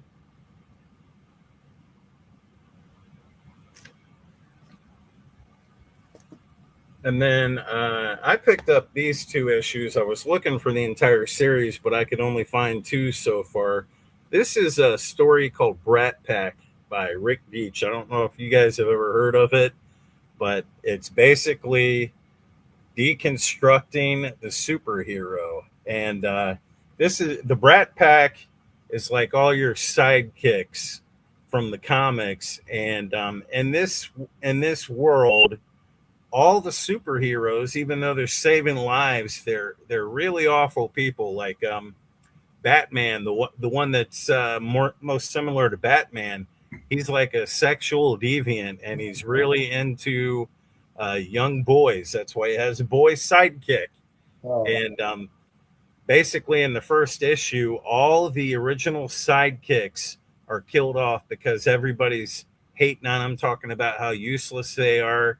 And this one bad guy comes back that they thought had already died, and he kills off all of the original sidekicks. And then all the superheroes decide that they've got to get better and new sidekicks. And so they get another team put together. But this is issue 1 and issue 4. This was the final issue of the series. So he's a sidekick serial killer. Kind of, yes. But yeah, this is a really violent deconstruction of what you think a superhero is. It shows how they might be in real life if somebody had that much power. And yeah, it's pretty graphic, but it's a cool story. I really did like it. I still need to get issues 2 and 3 because I'd like to have the whole story. I only read issue 1 because I don't want to read this out of order. So anyway, I'm looking for those other 2 issues.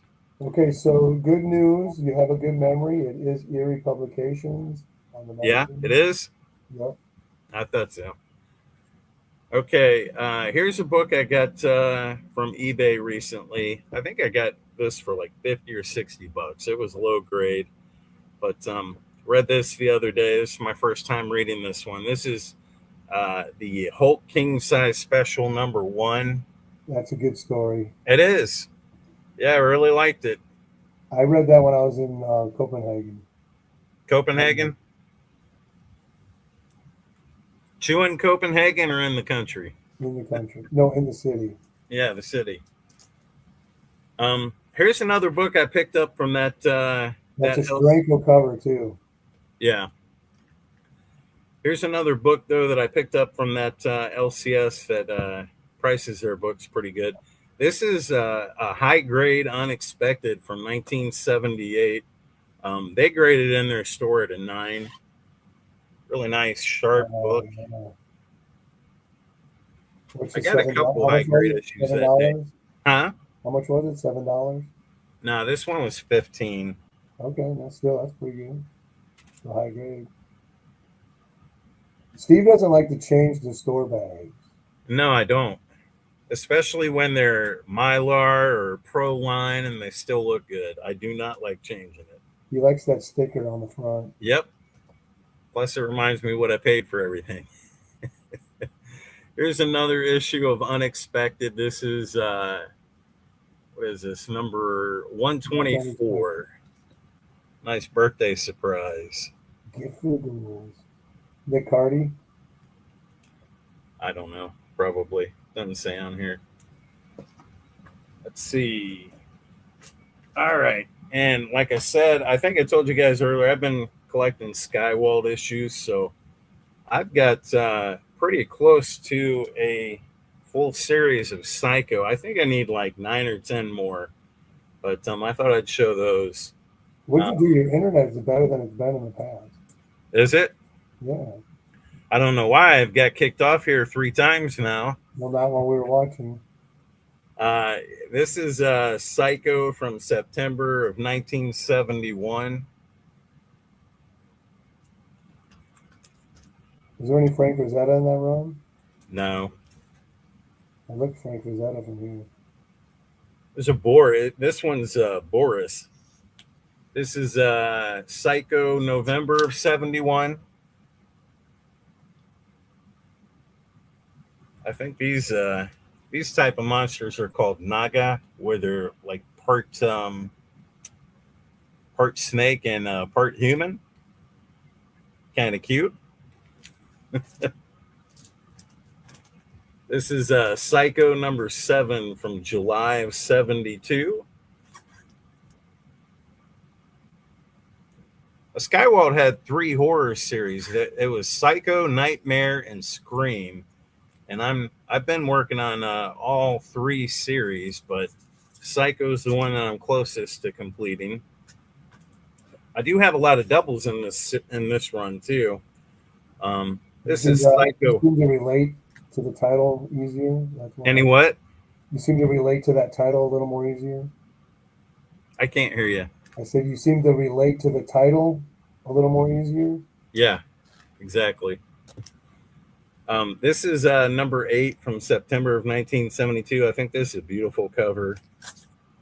She's not in a red dress, but it's a dirty white one.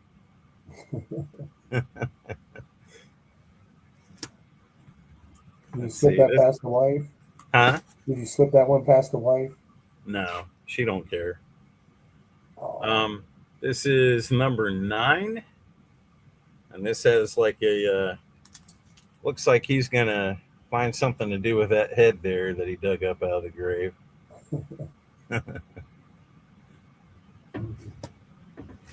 Oops. Just about knocked that over. Okay, here's the first one that I have 2 of. This is number 10. If any of you guys have ones that I don't have of this and you want one of these, contact me. We can make a trade. I'm all for trades.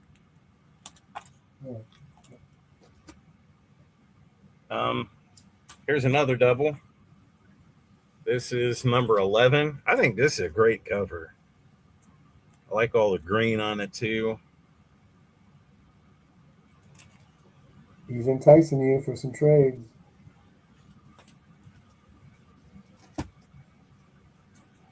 Here's another double.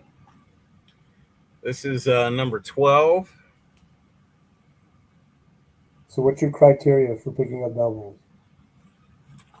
Well, the only reason I have doubles is I bought a huge lot, and like 4 of them were doubles in that series. It was like, I think 12 books I bought, a lot of 12, and 4 of them ended up being doubles. So, but my criteria is the price and if I like the story or the cover. This is number 13.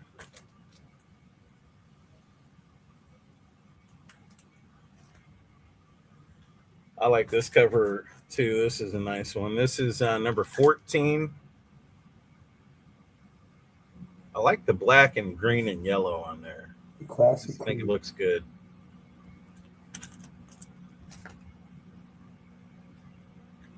And then this is number 15.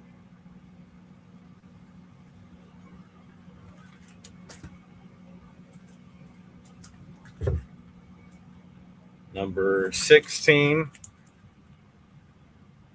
I'm almost done. I love this one. This is a jigsaw type of cover. And the guy just happens to have one of his eyeballs popped out and some mice or rats nibbling on it. This is number 18. It's one of my favorite covers on this series. Can you see the mice in there just nibbling on him? My mom can't stand even looking at mice. Especially that cover, huh? Here's number 19 with like a Dracula cover.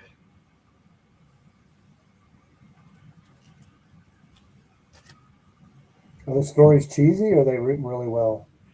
Some of them are okay. I mean, some of them, just kind of like the Atlas horror stories, but They don't live up to the covers as much. exactly. Yeah. Some of them are decent, but yeah, a lot of them don't live up to the hype. But here's number 20. That was a headless cover, by the way. But I see that. Decapitation. Here's another one that I got doubles of. This is number 21.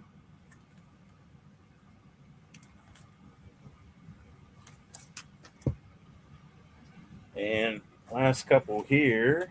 This is another double one. This is the fall special, but I think this is number 22 or 23.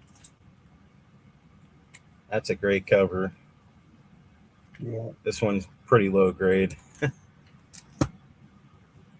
And actually, this one's one of the other series. This is Scream. This is the last one I got here. This is number 10. Dracula cover. Beautiful girl on the cover. I Taking a like sip. how his skin's blue. Huh? I like how his skin is blue. Yeah.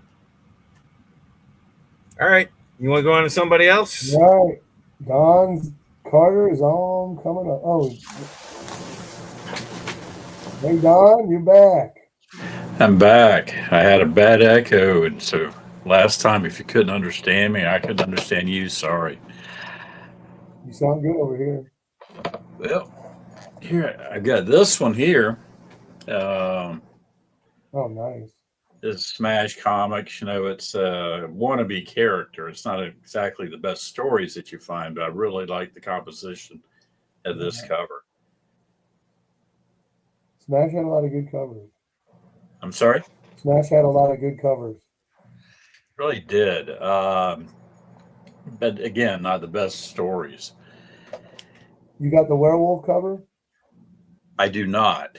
You want to find it for me? There's a low grade on eBay. I just want to share this one. I normally share this one a lot. Cool. This is one that I found at an antique store up in Jacksonville about 4 years ago, and it was so tanned it was ridiculous. This is from 1910. Yeah, I knew that was old. That's cool. It's got some great color. It really does. as you can see, some mice had a field day, but I don't care. Looks This pretty cost good me- being that old. Looks better than I do. This is what got me into doing conservation and everything. I was showing this, and Paul Kosnick said, he Liberty Hill Comics, he was like, you got to at least deacidify it. And I did that and got the bug. Now this one I found at a local LCS, but at the same point, it was muddy, it was trashed. About everything about it was bad. Oh, cool.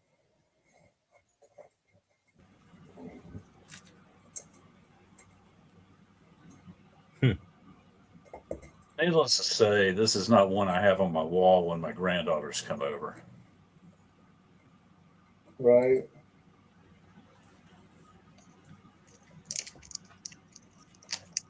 I love these. Such bright colors and everything. Yep. I bought I don't know, there was about probably 15 in the pack, and I've done some work on some of these. They're probably not very politically correct anymore, but I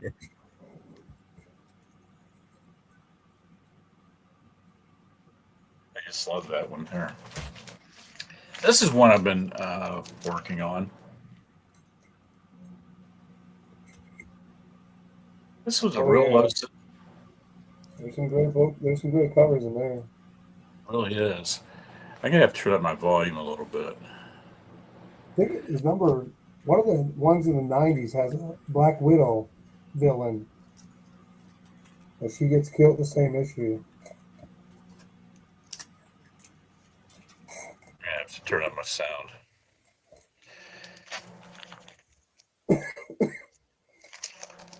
This is another one. I just like this cover.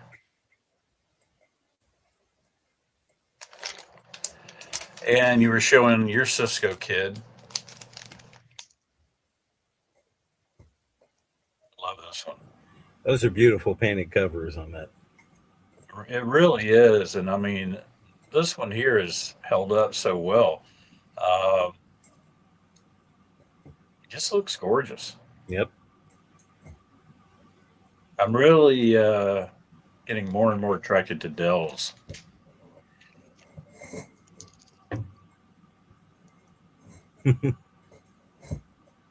That's a rabbit hole. Problem is tape pull. Got a tape pull right up in here. Other than that, pretty nice. I have no memory where I got this one. It might have been Whatnot. Now this one I got from a very dubious character, but I love this comic.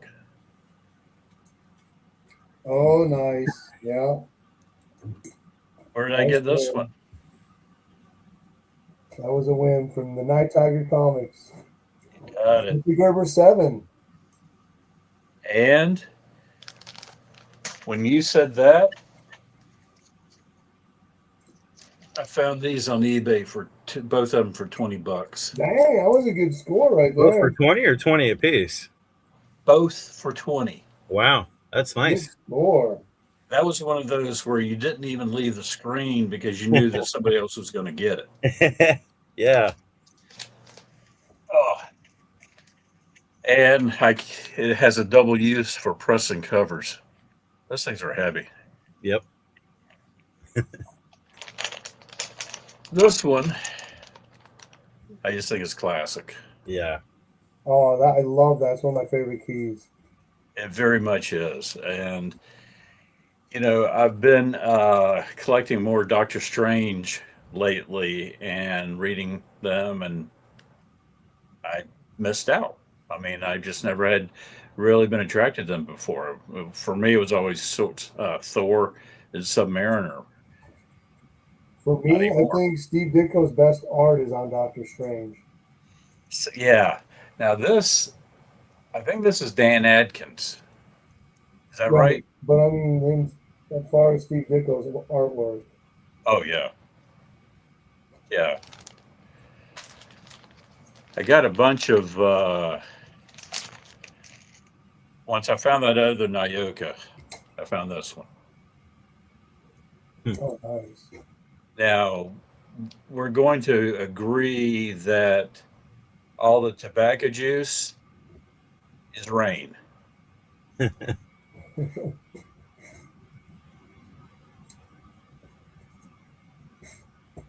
Yeah, I think that is rain. We're just going to go with that.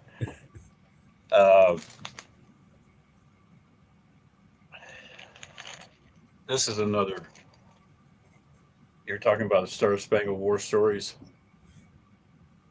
I have. I don't have number 84 of the Mademoiselle Marie's, but I've got the rest of them pretty much on the wall. But this is a Jerry Grandinetti, and his work on these Star Spangled. I've got probably about 75 in the run already. Wow. With a bunch graded. Okay, this is more for fun.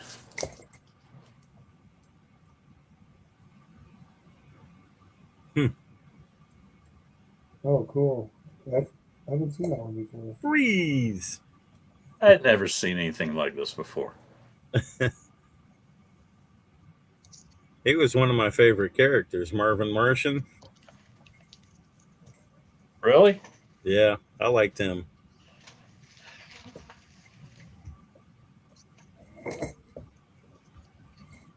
Nice. I like that. Freeze, rabbit. He was going to blow up the Earth because it was obscuring his view of the moon, wasn't he? Or was Yeah.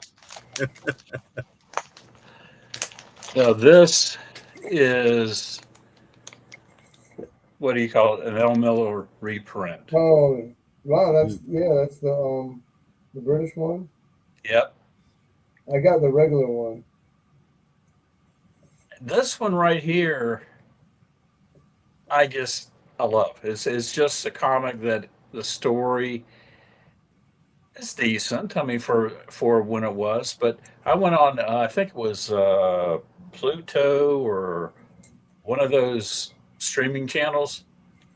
And they're playing the Captain Video. Oh, really? I do have. This is another start cover that I like, but I think probably everybody's had it a million times. I kind of go all across the board with my tastes.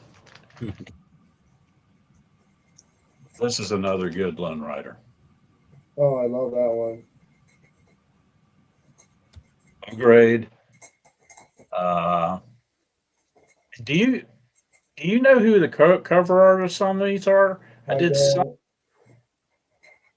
Do you have any of the Riders? The one that came after that? No. They I don't did a think few I mean- issues called The Rider for the Silver Age. I'll look into that. I've really just discovered these recently. And then there was another 1 or 2 issue Smoke Trails or something it's called. Okay. If you want to find some nice copies, go on to Metropolis Collectibles. Okay. This is a great cover. Yeah, it is. Sid Shores again? I'm sorry? Sid Shores again?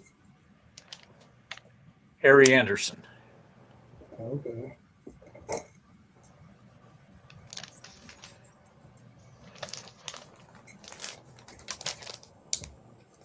I do not know. I was not able to find who the cover was done on this one, it wasn't listed. How long is that run? You I know? think no, I don't. It's not that long of a run. I want to say maybe 10, 15 maybe. Okay, yeah, I didn't think it was too long. Yeah, it really wasn't. So it's easy to finish it.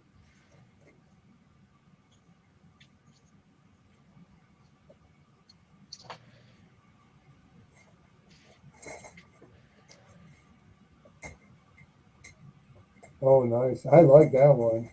I do too. That's one of your favorites out of the run?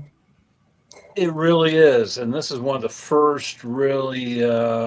This was one of the first ones, old atlases that I worked on to get a blue label, and I think the two was a gift. I mean, if you see the inside of this one and all like that, but I mean, it still presents well. Nice. Just one or two others I'd like to show real quick.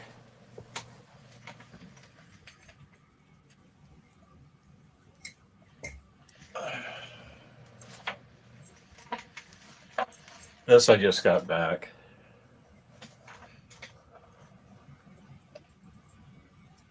Nice. Did you work on that one? Completely. What, just cleaning, dry clean, or what'd you do to it?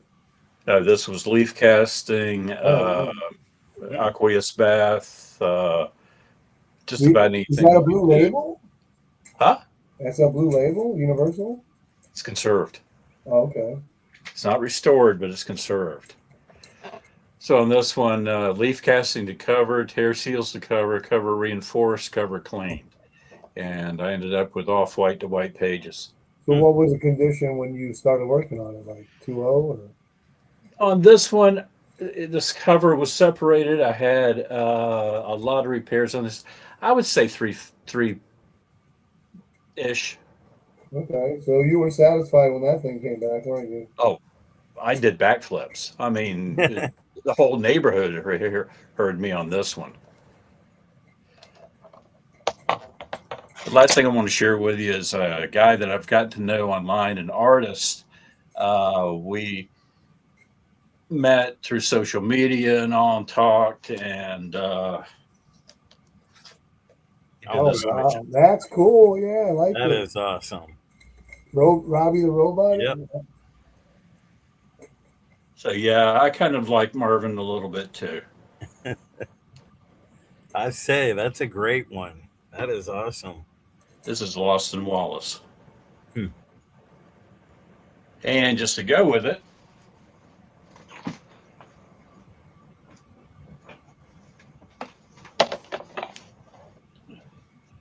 Oh, wow.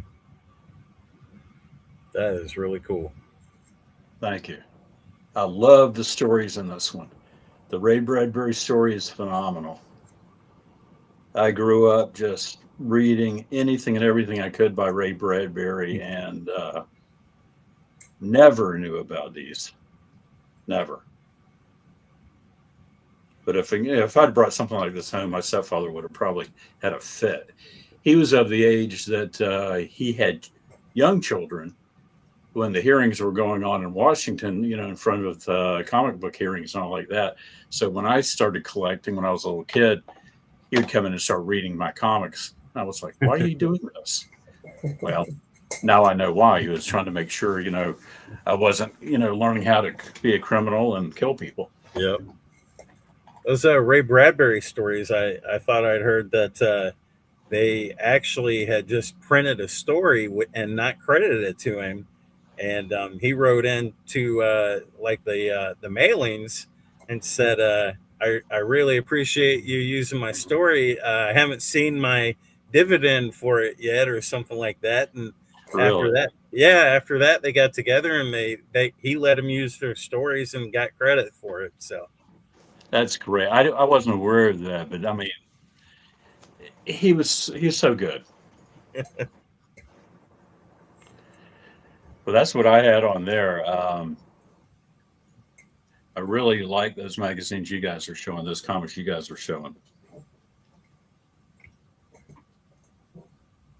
You got any more, or are you done? Oh, I can I can grab more easily. Saw your thumbnail. Oh yeah, I like that. I love the King comics. I got a bunch of early ones. Problem with this one is it's just, I mean, it's missing the centerfold, and one other page is half torn out, but I don't care. That's the attitude. That's what you got to do, right? Here, I'll show you these.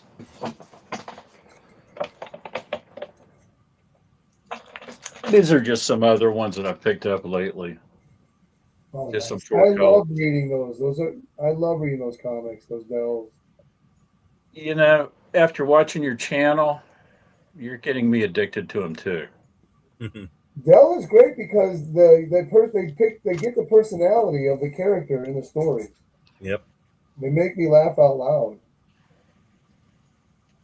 And it's just fun.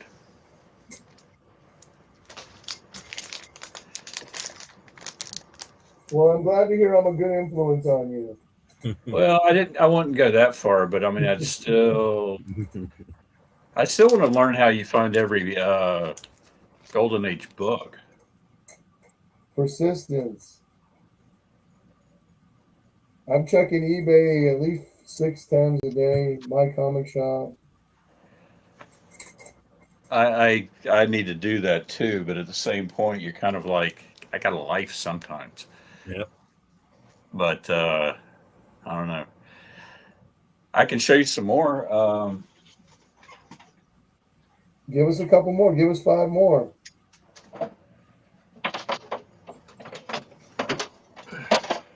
I know Anthony's chomping at the bit.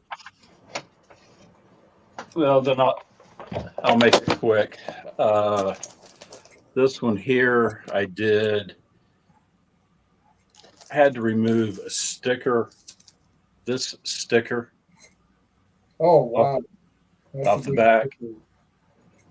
This is actually included in the conservation book that they wrote. Oh, I've never seen that one.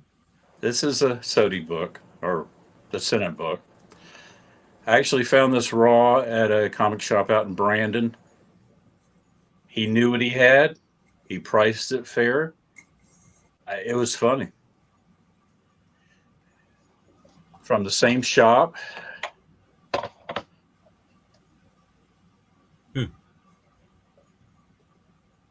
Where was that at? In Brandon. Right. Okay, so you're in Florida? Yeah. Where are you located? I'm in Tampa. Okay. I just moved from Ocala. You probably already know watching the channel. There's a good shop in Gainesville. He's got Golden Age, keys, Yep. and he does fair pricing. I've been there.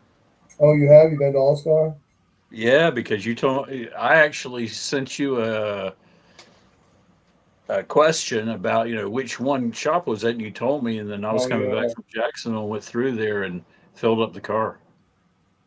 Oh yeah, that's a great shop. This one was funny because the spine was gone. It had been taped on the inside. I had to do a lot of leaf casting and repair, but what was nice was that it didn't go all the way through. So I was able to just build it on the inside. But the section in here was the remnants of a wasp's nest. Huh. This one was probably about 60 hours worth of work. Wow. Every page was brittle. Had to treat every page. Had to leaf. Everything. It was a fun. I loved every second of it, but it was a job. Man, the patience that you guys have. I'm hoping that I can acquire that patience. Well, I don't know. Maybe if I just start drinking Jerry's coffee, I'll have enough energy to do more.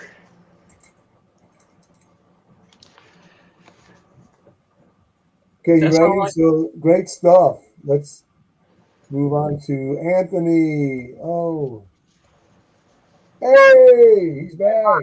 Can you hear me now? Yeah, we can hear you. I wasn't sure if my mic was working or not.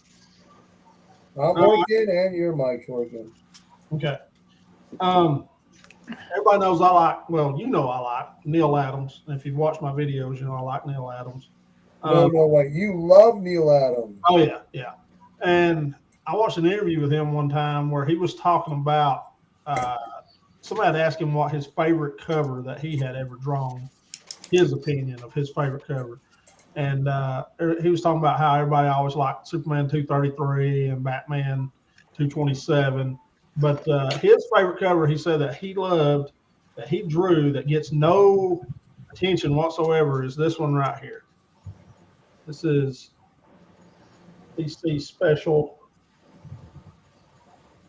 Oh, nice. I need that one. number 6. And he said he likes it because it's got everything on it. It's got the spaceship that's landing. You got your Indians. You got this guy who's going to fight off the Indians. He's got a dead horse there. It's a Western cover. He just said he was a big fan of it. So that one is one of that's Neil Adams' favorite cover that he's drawn. I just learned something. Yeah. I got this one. Black Rider number 20. Low grade, but got a cool little date stamp on it right there. Oh, those Black Riders are amazing. I love them. I got a couple of them.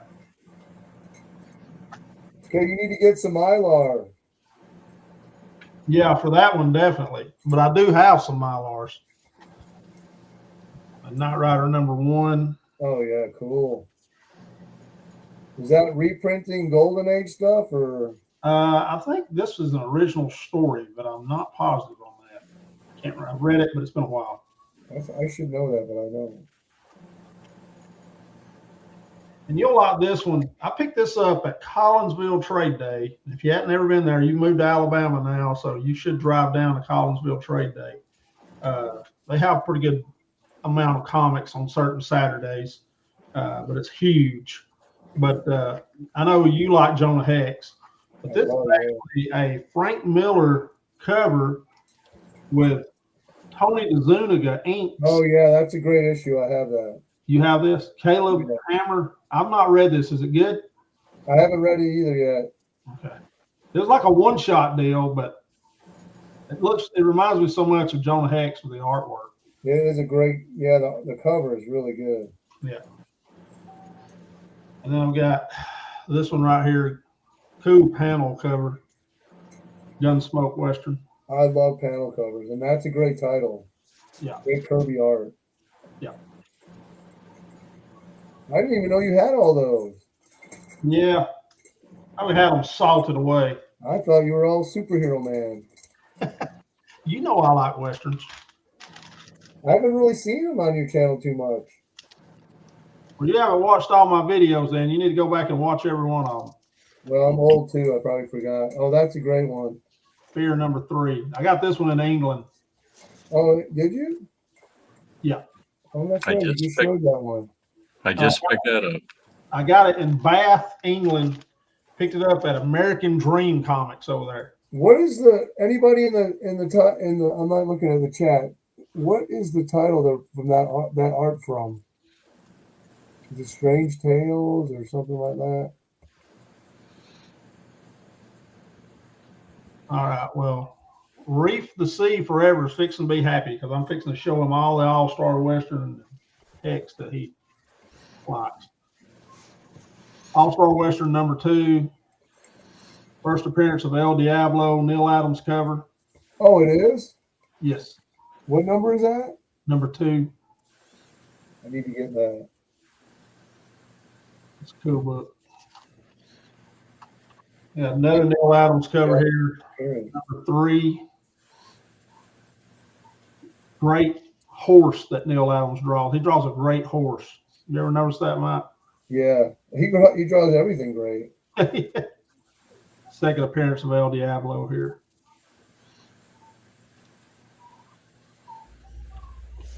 Number 4, another Neil Adams cover. Do you have like a list somewhere of all the Neil Adams covers? I do not. I need to make one though, because I picked up a lot in the last 6-7 months.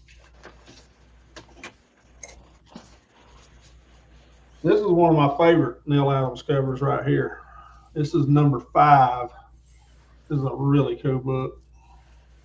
I have that one. That's a great cover, is it not? It is. The only Neil Adams covers I've seen that were bad are the early ones before he really honed in his craft. After that, he's never done a bad cover. Yeah. And those early ones are actually pretty good to have just because they're early Neil Adams stuff. So. His Batman was a little chunky. Here's Weird Western. When it changed to Weird Western, number 12. And that's Joe Kubert on this one. Is it? Yes. That's a great Kubert cover. Yeah. El Diablo.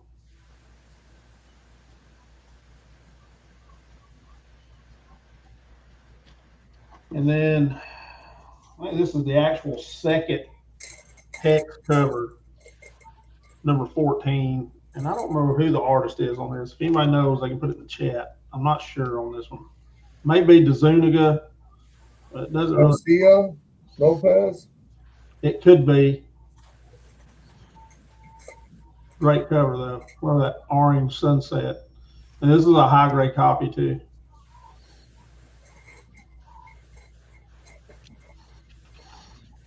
You got another Neil Adams here, Weird Western number 15. Another great El Diablo cover. I have that. I have a high grade copy of that one. Yeah. This one's a high grade as well. That's a nice horse, like you said. Yeah. I keep getting too close to the camera. I'm still a rookie at this.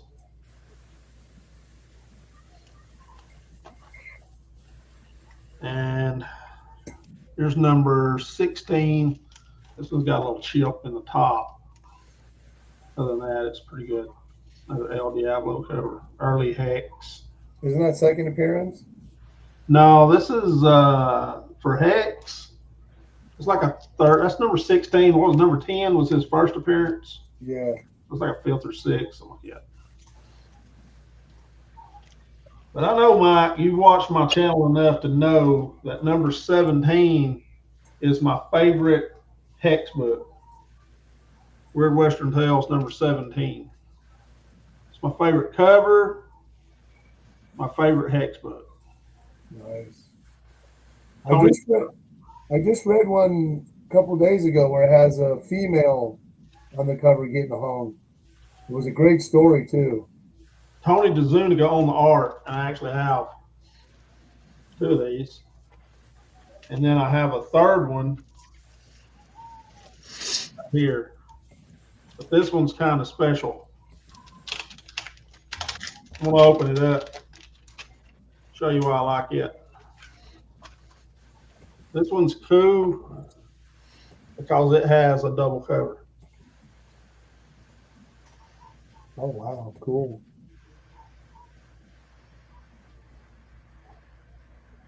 All right, keep the rifle jokes to a minimum. That's my favorite Weird Western Tales book. And that's all I got. Okay, I guess that means I'm up. All right. Mike, put yourself on there. Hold on a minute. Come on. Hey, there's me. I got a Fire Hair number 1. Oh, Wait, wow. no, wait. I got 2 Fire Hair number 1s. Number 1, 1948. What else do I got in here? I got first appearance of, what is her name again? Black Phantom. I actually have 2 copies of this. This is a high grade copy. Wait, is this the high grade copy? No, this is the low grade copy. Where's the high grade copy at?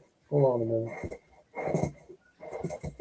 I was going through these and that's why I wasn't paying attention to the chat. I think it's in my wall book box. Is that girl Black Phantom Yeah, on the cover? this is my low grade copy. I got it from my comic shop for less than $20. But I bought a high grade one for like 169. It's like 7. Nice. I got some Annie Oakley Western Tales. Like the colors on that. A Joe Maneely cover.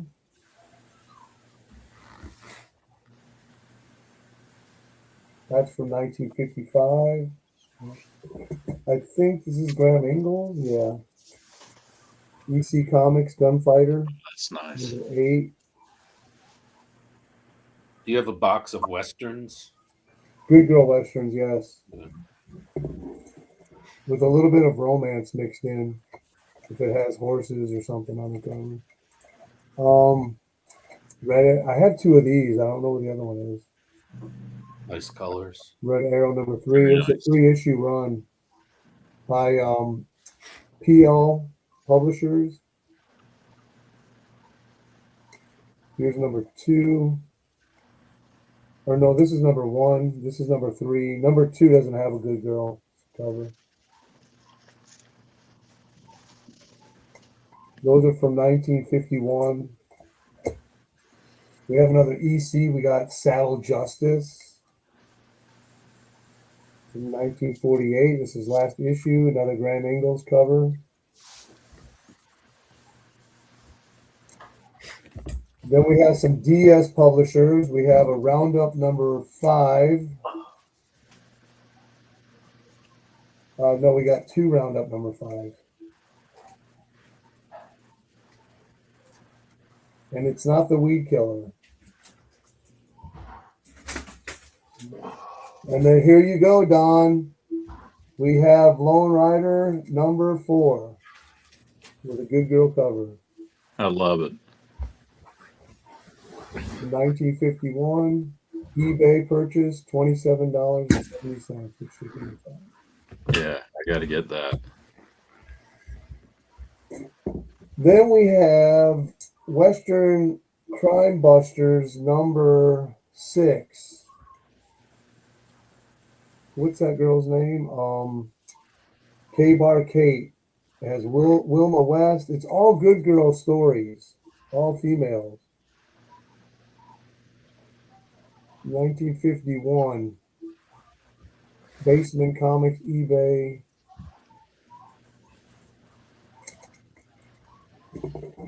We have Western Crime Busters number 2.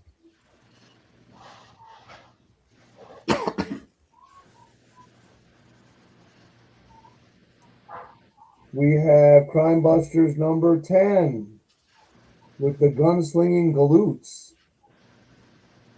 Galoots. Wonder when that word went out of style.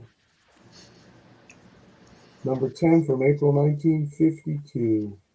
No red dresses, boys. Wait, I stand corrected. Western Thrillers, number 52. The reprint by MS Distributors. Red dress, yellow hair.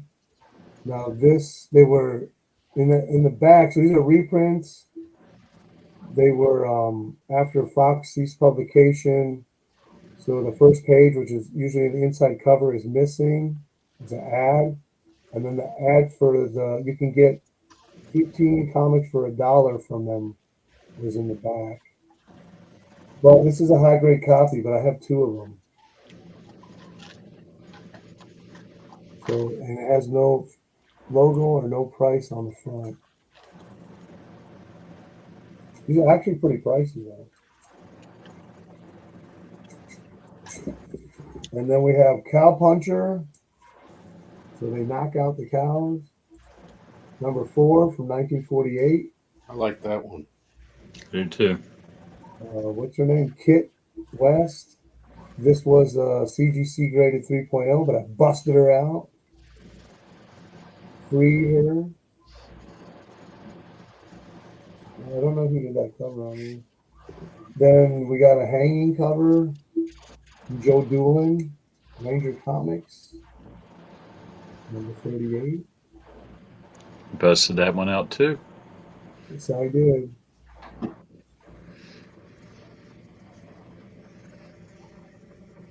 Great horse.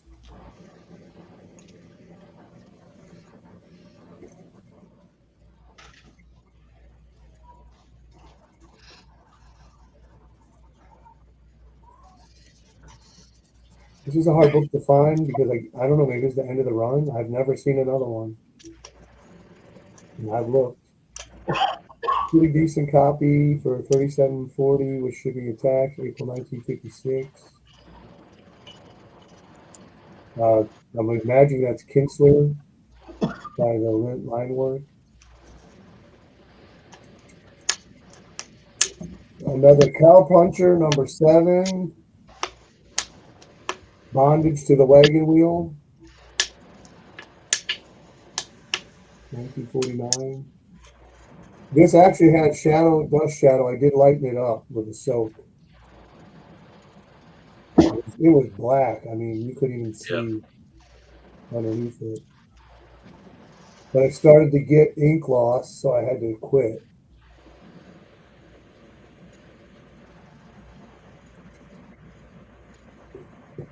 We have another Saddle Justice. I like this girl, the way he drew her. She almost looks like she's wearing like a sweater.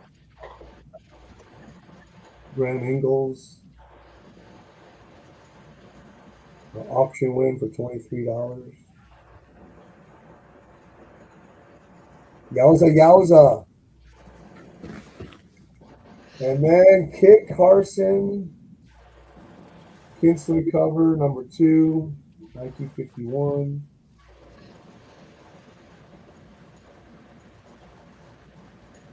Kinsler was killing it. Another DS Publishing Roundup again. This is number 4. Those look great. DS didn't have many titles, but they did some really, really great art and stories for their short existence. And then a Timely. Yeah.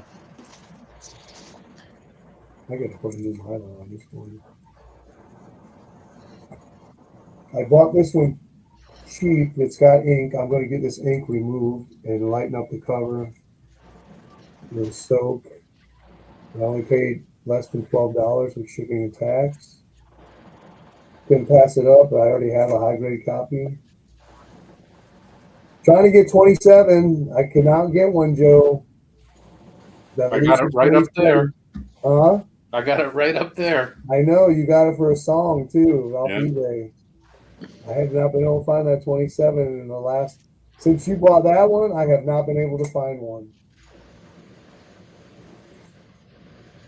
What else? Oh, we got low grade. This is split cover for first solo one shot. This art in here by Frank Ball is so good. He is such a great artist. It's Neil Adamish. That's a nice cover. Good colors. LB Cole.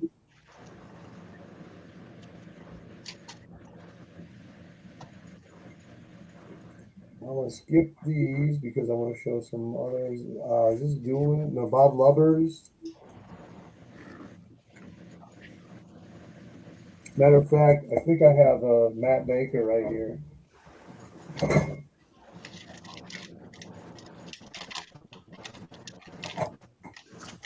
I haven't busted it out yet.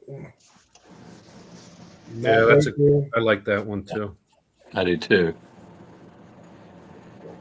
I thought I was going to resell this, but you know how I am. Once I buy a comic, I don't want to let it go. You got to get COVID, then you can sell it. Exactly. We have some Youthful magazine with a bondage cover here.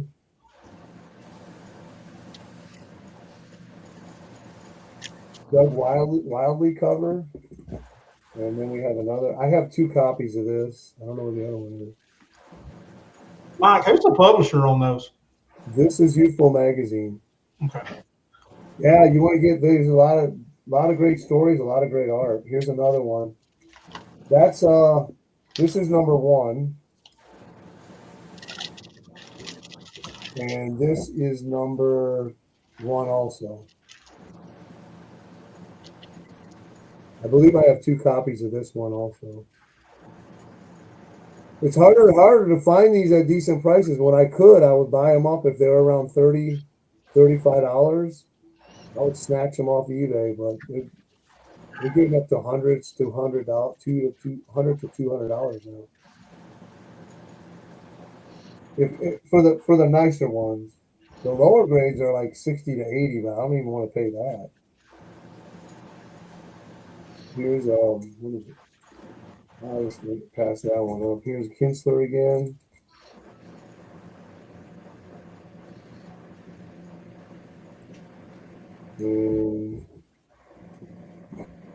Well, this is a high grade copy, and then a lower grade from Steve. Nice. Is this Harvey? That looks like Elias cover.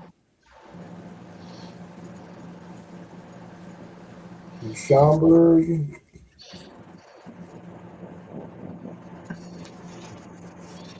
This is a cool one. British. Here you go. Anthony, British. It's got water stain, but it looks like it's part of the art. Because you can see it across the title. Mm-hmm.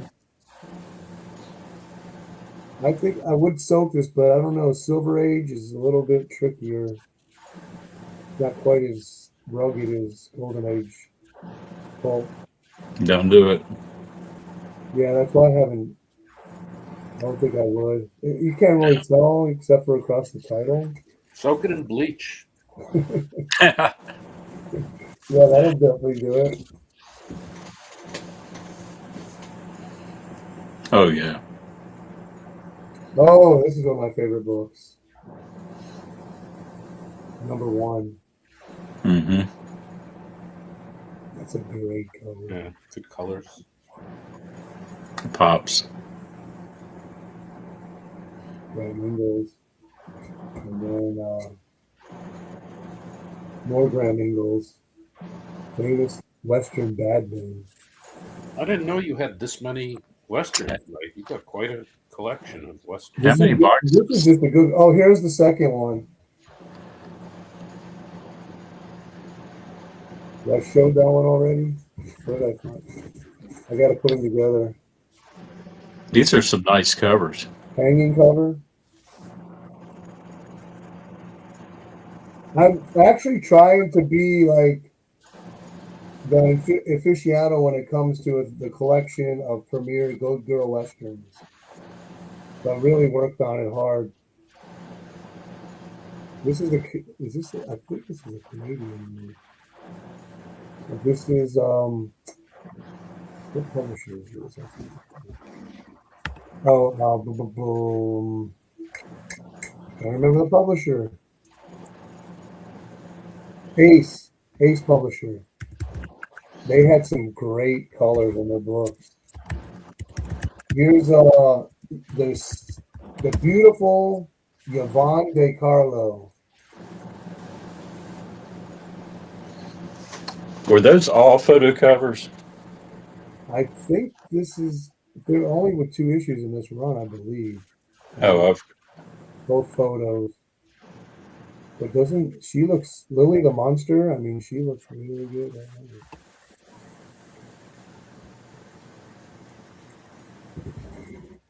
Graham Ingalls. I don't know if there's not really a lot of history on this magazine title, but I think they made Graham Ingalls editor because he created this character up here. And he did a lot of the interior art and all the covers almost on this Gunsmoke title. Matter of fact, did I pull that one back? Oh, I got to show this one.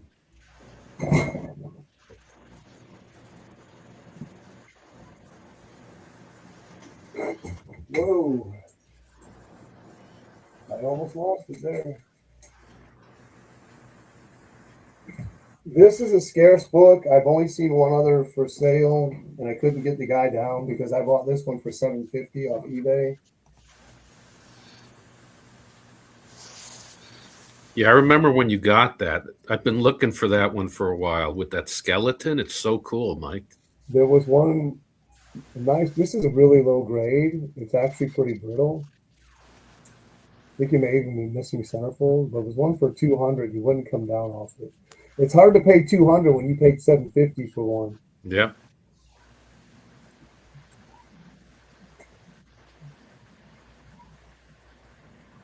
Johnny Craig. A little bit of leg there. Johnny Craig with a little bit of leg.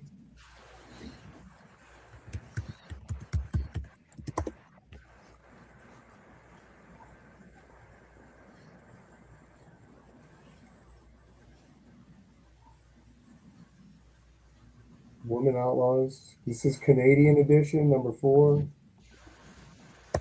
The hardest one to get out of the whole run is this one. You got a little bit of shoulder there, boys. So calm down. Back off. Okay, here's another great one.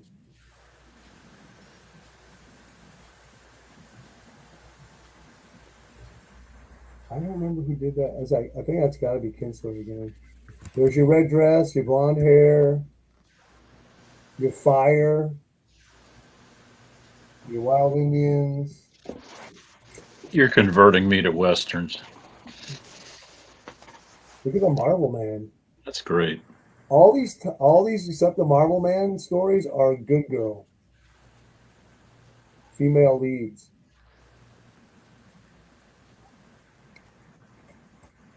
Western Crime Fighters. Buster, did I show this one already?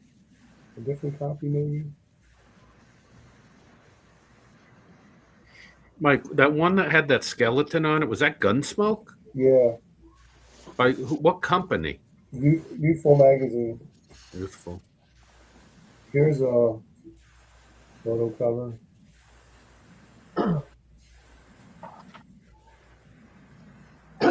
Found it at a flea market for $4. Couldn't get it to go down anymore. There's a number 1 Gunsmoke on eBay right now. It's rated 4.0 for 100.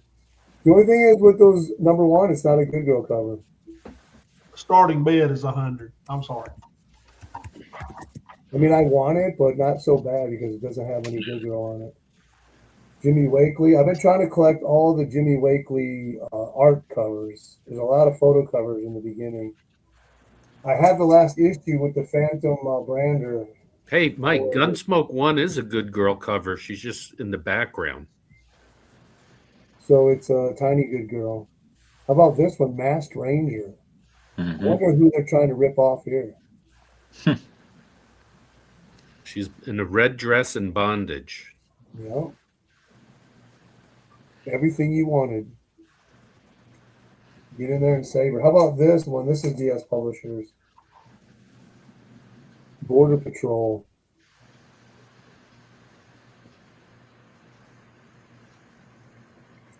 I'm going a little bit long, but I'm all excited now. Here's another Kinsler. I think I have 2 of these also.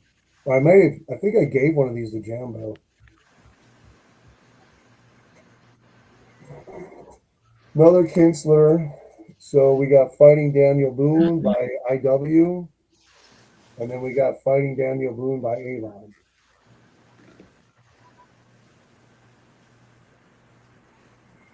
And then I don't know if Steve's not in here no more, but I found that one in Ohio. I wanted to do putting parchment paper over this and then heat it up with the iron and scrape off the crayon. You think I can do it, Don? Not a chance. No, because it's wax. It'll melt. Yeah, and it might smear. But I'll scrape it really carefully. I wanted to give it a try. I wanted to see. I wouldn't mess with that. That is just so much work, and it looks good. I want to at least try one letter and see what happens. I've been wanting to for years since I got it. Well, I might want to heat it from behind with a lot of protection. You're gonna be scraping a lot. Okay, so Anthony, are you available? Here's another British comic. Oh, that's great. I love that. Look how thick that baby is. Good night. It's all black and white. That's pulp. No, it's a comic. No, I mean it's thick as pulp. Oh yeah. Let's look at it. I don't even know where I got this. $14 off eBay. It's all black and white. That's cool. But it's like it's American reprints. It's almost like cardstock pages. Yeah.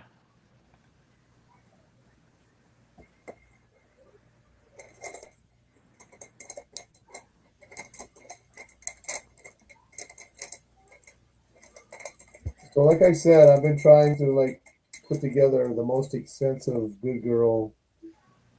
This has Kirby art inside it. And then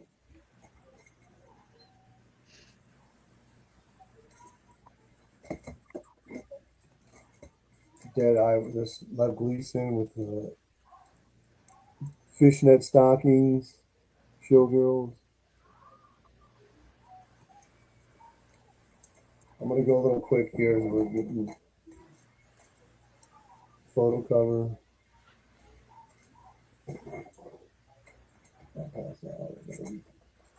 Here's a cool one.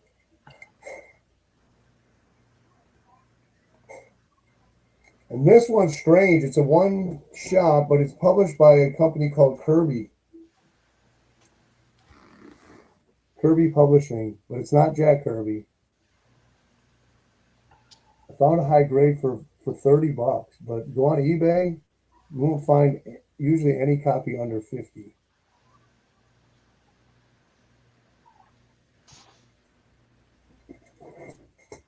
And then we got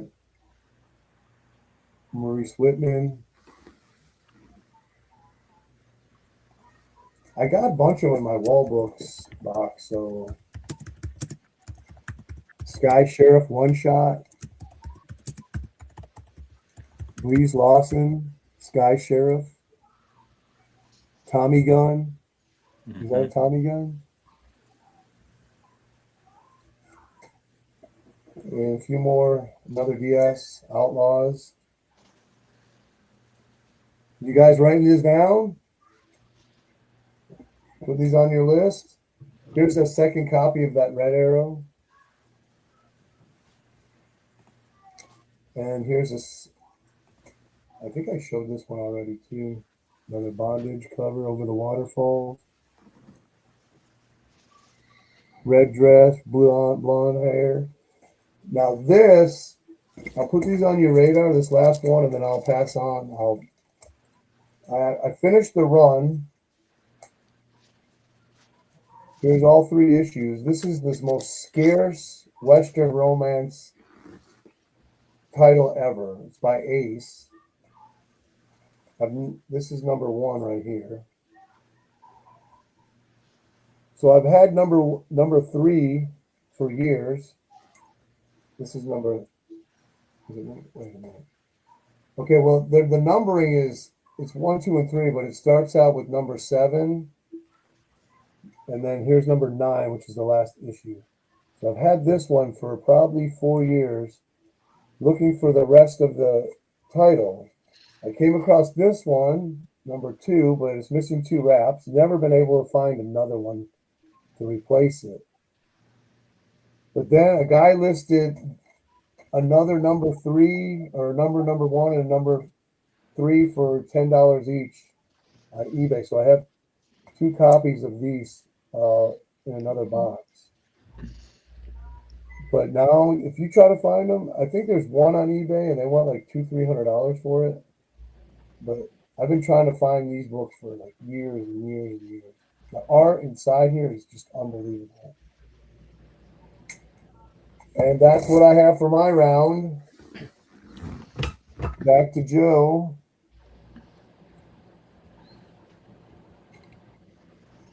All right. So since you're showing Western, I grabbed this. This is Basin Full of Fun. Oh, wow. This is a British pinup / comedy digest. I recently worked with this guy in England. I got like 200 issues. He gave me this great deal, like $2 or $3 a piece. And this one is the first thing I ever have that has double cover. And it's got a cool, it's got some pinups inside. It's got jokes and cartoons inside. But I love them for the covers, so I'm going to do a post on some of these soon. But that is just a killer cover. So I wanted to share that one. Another odd thing that I picked up are these magazines. They're comic book size. They're called The Catholic Myths of America. And in it, they have some comics. They have this series called Linda Lang, Air Hostess. And they're usually about 6 pages. It's a little adventure story. And, these were for like high school Catholic girls. And another cartoon they have in here, another comic they have in here is Judy in the Kitchen. And then on the back, they would have this Sugar and Spice cartoon. So I recently got a stack of those. And a couple of cool dollar books I found. Just digging through, you see stuff that you never saw before. Here's a comic book called Wild Man. And when I flipped through, I was like, that kind of looks like Jack Kirby art. And I'm a big Jack Kirby fan. So I grabbed that. And then on the back, it's a pinup dedicated to Jack Kirby, his hero, like this comic artist. Oh, So cool. it is Jack Kirby inspired. I've got to get that price tag off. Another dollar comic I just found recently is Miami Mice number 3. I've had issues 1 and 2. I found those. There's a 4-issue series. This came out in 86, 87, right around the time of the Teenage Mutant Ninja Turtle craze when everyone was doing anthropomorphic comic books. And this was a 4-issue series. Issue 1 and 2, I see all the time in dollar bins. So I've had those for years. And I've been looking for issue 3 and 4. I found this in California last week. I was walking through the mall with my daughter. We were just trying to go walk around in the AC, and there was a game store that had 2 filing cabinets full of 90s comics for $1. So I got this. Issue 4 actually has TMNT drawn in it by Eastman and Laird in that issue. So I still need that one. So let me guess. You came out of the store and your daughter's like, what? And you're like, I found Miami Mice number 3. And she's like, Dad, what the heck? Yeah, didn't care. Yep. This is Fast Willie Jackson number 1. And earlier I showed those Black History comics by Fitzgerald Publications. And this is the same publisher. And this was basically, the Black Archie gang. And another cool issue of that is this issue number 6, which is the swimsuit issue. Oh, wow. That is cool. I like that one. Yeah. I've never seen that. There's maybe 8, 10, 12 issues. It's, Now, did you just come across that, or you seek them out, or what?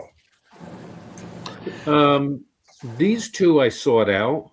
I don't stumble upon them. I seek them out. I don't know where I got this, but what the back looks like. That's the gang. So it tells you like the names of all the different characters. So they have characters that play similar roles to the ones in the Archie group. Here's one of my favorite Don Heck covers, which is Weird Terror #7. Oh, nice. Yeah. Burned alive. He did some great covers on the Weird Terror. I have a couple of issues of Weird I Terror. have one issue. Here's Hansi, the girl who loved the swastika. Mm-hmm. This I'm is his supposed to be spot. getting one of those from a friend. Oh, cool. Fire Christian Comics. The girl who loved the Nazis. I just picked this one up last week in California. This is Brave and the Bold 35. And this is the second Silver Age appearance of Hawkman. See how far he'll go just to get a comic book? Yeah, this was a good find. That's a cool cover. Is that Joe Kubert? Yes. Here's the new funnies you were talking about earlier. Yep. Last issue of Little 8 Ball. That's the last issue of that guy, Little 8 Ball. They had, I think they did a campaign, the teachers, to have the kids write in and ask them to seek publication on the character. They did. They were complaining about it. Here is Oh, nice. Very nice.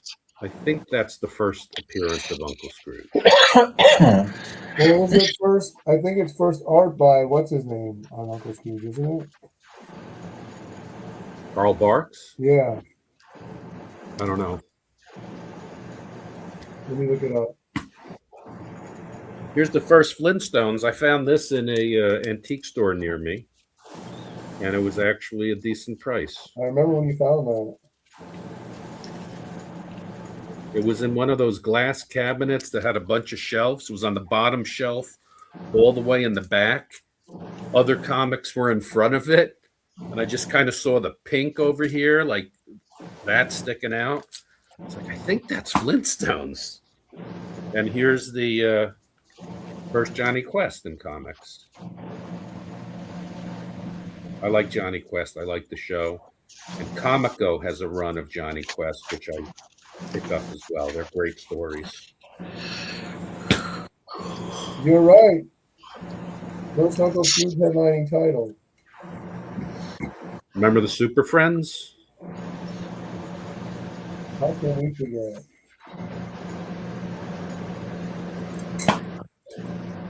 In the shape of a pail of water. I used to watch this cartoon, DC TV. Who was your favorite, the Wonder Twins or Xander and These two. The Wonder Twins. Wonder Twin. what were the other ones called? Marvin was one of the Yeah. guys' name, right? And Did they have a name? Like something- no, they had like their actual names. What was the dog? This I don't know, but wasn't the monkey named Gleek? Yeah. This is JLA 136. I Nice. I can't find. I bought 135 recently, but right back here, that's King Kull, right? Mhm. And he was reintroduced in a 3-part story in JLA 135, 136, and 137. This is a cool one. And so I wanted to read that story, so I just picked these 3 up. And then this was another JLA I was looking for because this is number 193, and it tells the origin of the Red Tornado. So I recently picked that one up. And then, do you remember on Graphic Man's channel, one of his guests was Paolo, Yeah. the foreign correspondent from, I don't know, Spain or Portugal or something. He was telling he was telling once about this comic book called IRS, and so I've been trying to pick it up since he's talked about it. I only ever found 2 issues, and recently I found 3 more issues. So this is issue, what number is this? Issue 4. And he was really recommending this, so I'm trying to get the complete run so I could read it. Here's issue. What was he recommending? The story, the art? Both, but more so the story, I think. Can't see. Oh, this is issue 3. But they're like almost like graphic novels. That it's better quality than a comic book. The material. And here's issue 1. It's thicker than the rest. So I've got enough that I could start reading it. I still need 1 more issue to complete. But here's a picture on the back of some of the issues.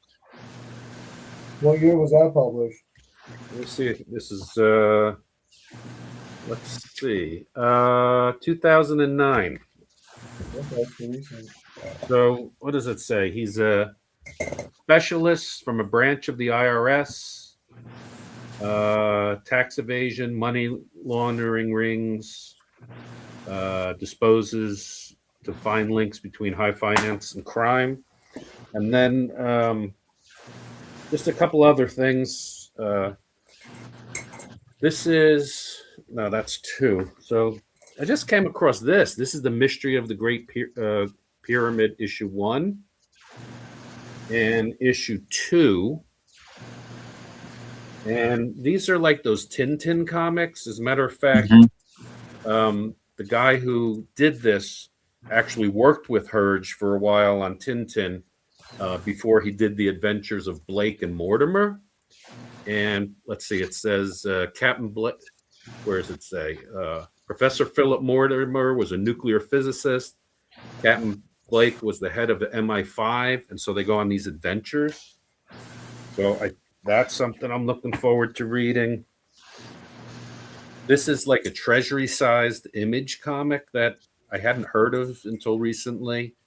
It's from 2025, so it's new, but it's about Jack Kirby, who's one of my most favorite artists. And this is treasury-sized. And then another cool thing that I just picked up is they're coming out with these books, which are the covers of Kirby. Yeah. And so they have 2 books out already. And the third one is like on pre-order. But it's basically, just all of Kirby's covers at Marvel. So it's classic covers or not? Is it some of the covers like we don't know about? Well, you Western title? know about most of the covers. Here's like some of the ones that are in this issue. And No, I mean like his Western titles. He has so many cool ones that nobody knows about. yeah, well, this is like Classic covers. while he was at Marvel, and some of the ones they can't actually put in there. I was listening to a podcast, and some of them they can't even put in there because of like copyright issues. So like 2001: A Space Odyssey, they can't put those in here. Things like that. So yeah, and then I just got a few slabs sitting over here. I'll show these slabs, and I guess I'll be done. Like I showed Fast Willie.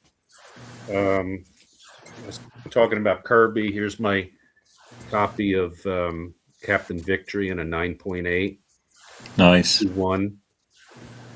This was when I finally, this was the point in my childhood where I knew who an artist was. I remember this came out, it's a new company. It was distributed differently. I saw it on the rack, and I just, and it's like, hey, it's Kirby. And I'm like, who is this Kirby guy? And then I come to find out all the comics that I liked before this were pretty much Kirby. Like anything that I was drawn to was Jack Kirby, and I didn't know it until, Captain Victory. And I eagerly awaited each month for the next issue of this to come out. It was so cool. Those good pinups on the back. So fond childhood memories. Yeah. What else do I got here? That is Kirby. Here's one of my Ooh. copies of First Batgirl.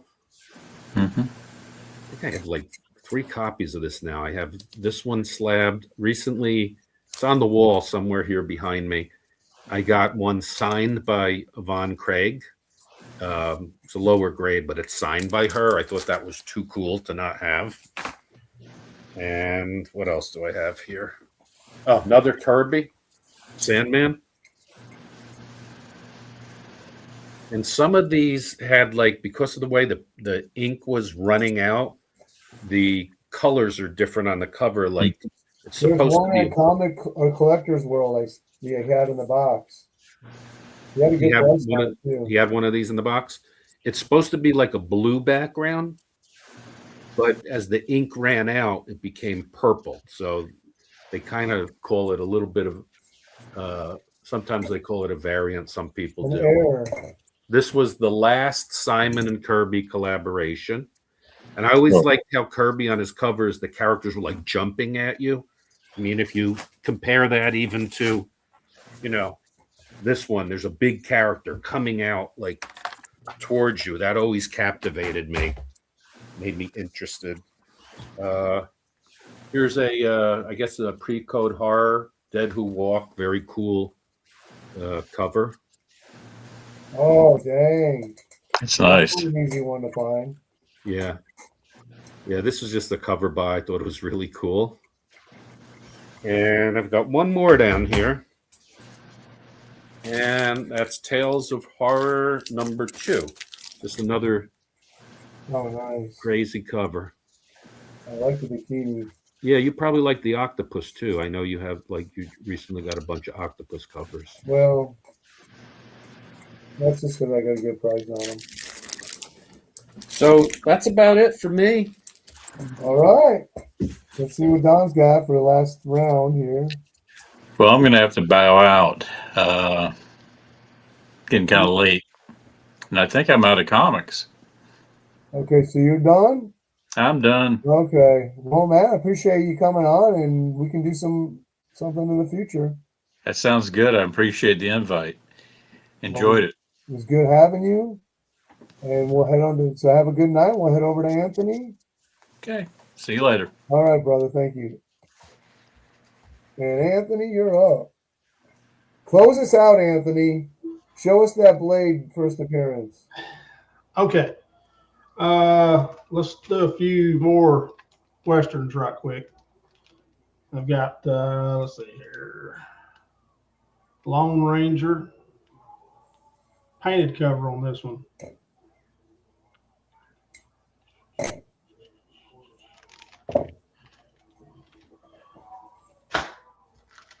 We got some Tonto painted covers. Kimosabi. Kimosabi.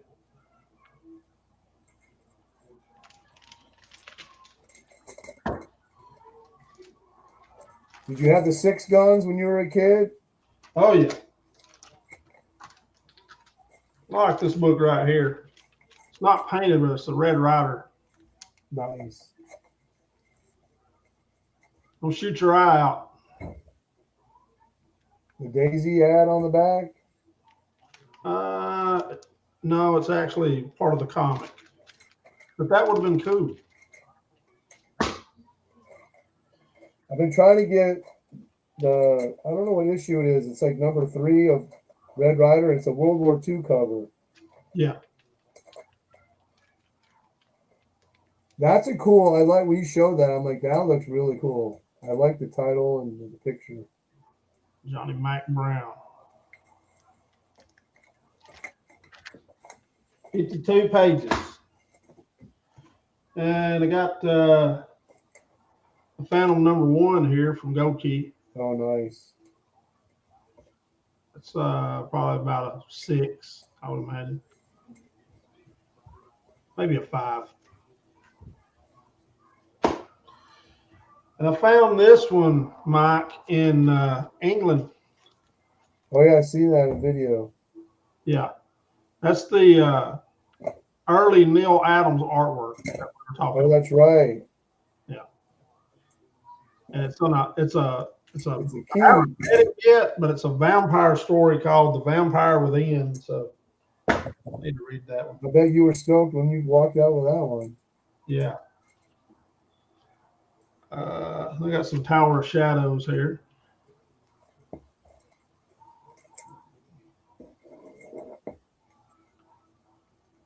I think this is actually a John Romita Sr. cover on this one.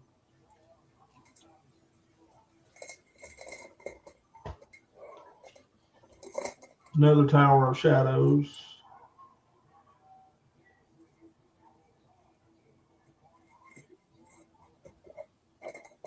So do those rolling hills in Scotland take your breath away?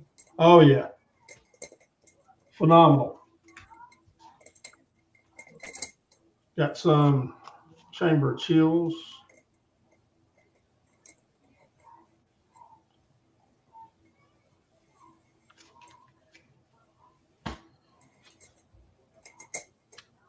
Where Monsters Dwell. That's a cool cover. The Insect Man.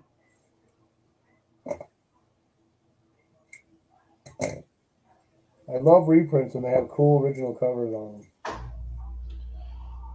Here's a pretty cool cover. This is a Ghost number 5. And I believe this is Nick Cardy, I believe. I think he did most of the Ghost work. Yeah, the early ones are really good, especially that trade dress on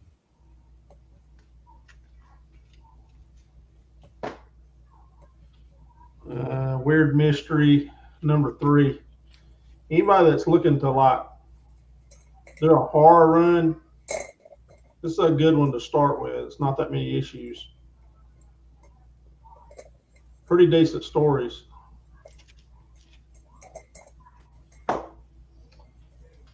There's a Neil Adams Phantom Stranger number 19.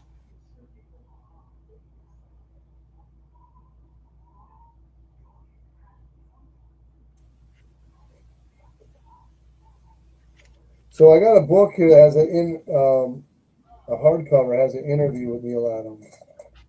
And he said, I think it's Spectre number 3 was the first time that someone had drawn a cover and a comic that didn't have anything, was not associated with creating the character for the first time in DC. Crypt of Shadows number 1. The Witch Woman. Yes. Witchy Woman. Here's a Witching Hour number 21. Nice. That's a great cover. The Haunted Houseboat. We got some Ghost. This is number 91. It's a later issue.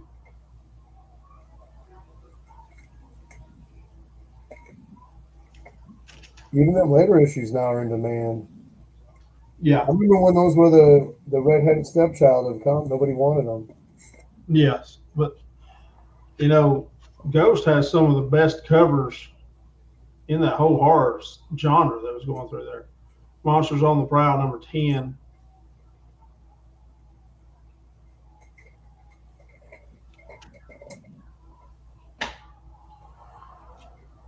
Monsters on the Prowl number 28. My favorite DC horror is the Weird War Tales. I find the stories to be a little bit better in there. Yeah, and you know, those Weird War Tales are starting to get a little pricey. Every time I go to a little con over the years, if I find them in a box, I make a deal and buy them all. They're becoming collectible. Secrets of Haunted House number 10. Sure, I got rid of like my 2.0s and lower when I went through and trimmed the collection and traded them all into the comic shop in town. Then go in there in the bin for like $6, $7 to $10. This one right here is a cool cover. House of Mystery 198. Oh, nice. Morlock Lives. Not sure who did this cover though. Joe, are you listening?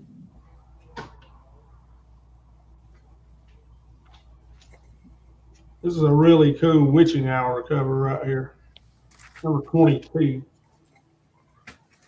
That's a great one. I got that one. Hey, Joe, Yeah. there's some early House of Mysteries that are Kirby covers you might want to try to track down. Oh, definitely. Another House of Mystery 202. That's a Neil Adams. I think so. I like the purple on that. Yeah. Pretty colorful cover. Great skull cover here. Witching Hour number 60, but this is low grade, but I like the cover. Oh, yeah. Those darn kids. Aren't those Neil Adams kids? Those darn kids are always into something. Witching Hour 26.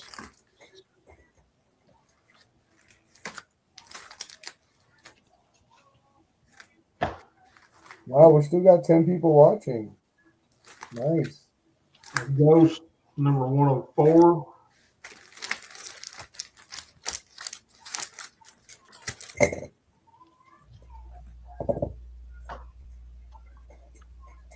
I like this cover right here. The Rose Bush of Skulls.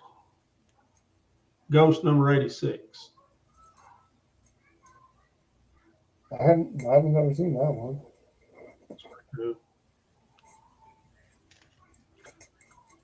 And I believe that is a Luis Dominguez cover. He was a great artist. He's too much overlooked. Here's number 82. In my opinion, Luis Dominguez is as good as Neil Adams. Yeah, he's very good. You know, he took over that Brave and the Bold series and pretty much did them all toward the end of the run. This is another Luis Dominguez, by the way. Yeah, I've never seen a bad cover by him. I wonder if Neil was his mentor. Here's another Luis Dominguez, number 81.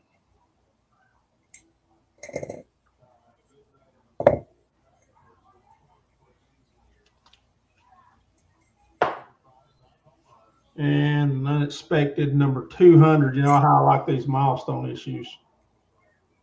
Oh, yeah.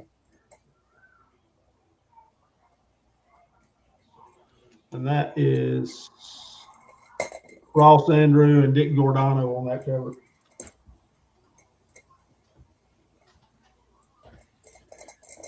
And you've been wanting to see this one. Woo! Can you reveal what you paid? I paid for this and a stack of books, most of the horror that you just saw, right around $450. Dang! You said that's like a 6-0? Do what, Mike? You said it's like a 6-0 or 5-0? I think it's around a 5-0, 5-5. Dude, you scored. What does that usually go for? That goes around 900 or something? Yeah, they're up there. I don't think it's as hot as it was because, you know, they were talking about a new Blade movie, but I think that's been kind of put on the back burner. But I think that's a book that's going to stay pricey. Yeah. Speaking of Blade, I got this Legion of Monsters with a cool Blade. Oh, wow, yeah. Was that in the lot? This was I got at Chattanooga Comic Con last year. So you're a guy where you got that Blade from what? He hits you up every now and then and says, I got some books in. And... Oh, You yeah. live near Chattanooga? Yeah. Well, I'm below Chattanooga. I am right below Lafayette. Oh, I'm in Chattanooga. You know FarleyCon is this weekend? Yes. Yes. You going? We'll make it there, but we may try to get up there. Oh, okay. Now, how big is this FarleyCon? It's pretty big. Monsters Unleashed, number 4, great werewolf cover. And it's only comics? No, it's comics and toys, but it has more comics than like the Chattanooga Comic Con. That's the one that's like around October, right? Yes, yes, That one is more, to me, is more of like a cosplay type event. They yes. do have comics, but FarleyCon is bigger comics, Mike. Okay. And of course, this is Neil Adams, Legion of Monsters, #1. Oh yeah. I almost bought that. I had the decision I had to buy it between other comics, so I bought another Golden Age comic instead. And I got a couple more, and then I'm done. Monsters Unleashed. Great werewolf cover. Oh nice. Is that Neil Adams? This is Gray Morrow. Okay.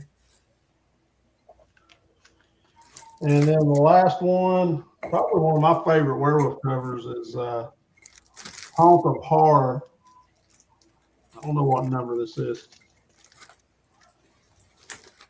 Oh, you got all these at the con?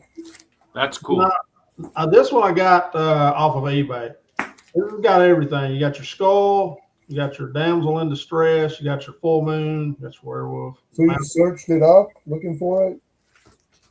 Do what, Mike? You searched it up, or you were just searching around looking for something?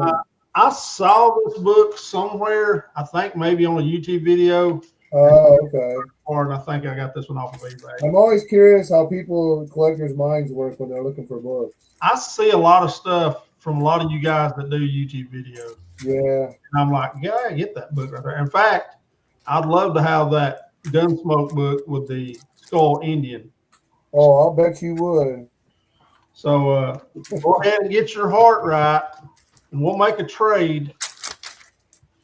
I don't know if I can I can't let go of that. I'd like let go of my left nut. Mike, you hold on to books like some guys hold on to women. Well, I've held on to mine for 28 years. Well, that's all I got All right. for tonight, anyway. Yeah. I have a whole stack of Charlton here I didn't even show. You want me to do a round? They're around. I'll tune You guys in. want to stick around for one more round for me? I'll tune in to you. All right. I just got this one for what did I pay for this? $1. It's a great mermaid cover. I think I've got that book. That's a good one. Oh, is Joe still listening? Yeah. Yeah. Joe, I actually have Fast Willie Jackson #2. Oh, cool. I've got the #1 and #2. That's cool. Got them in the same collection that I bought. Just books. They were loose, no bags and boards or anything. Okay, Strange Suspense with the witch cover. I like that book. I actually had 4 copies. I bought them all off eBay because they were so cheap. And I gave them each away to different people. Got one left. You didn't give one to me. Or me. Well, I didn't know you then. This was years ago. When did I buy this? I bought this in 2022.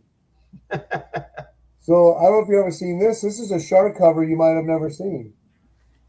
I've seen it. I have it. Oh, do you? Well, you know what? I have too. Those are cool.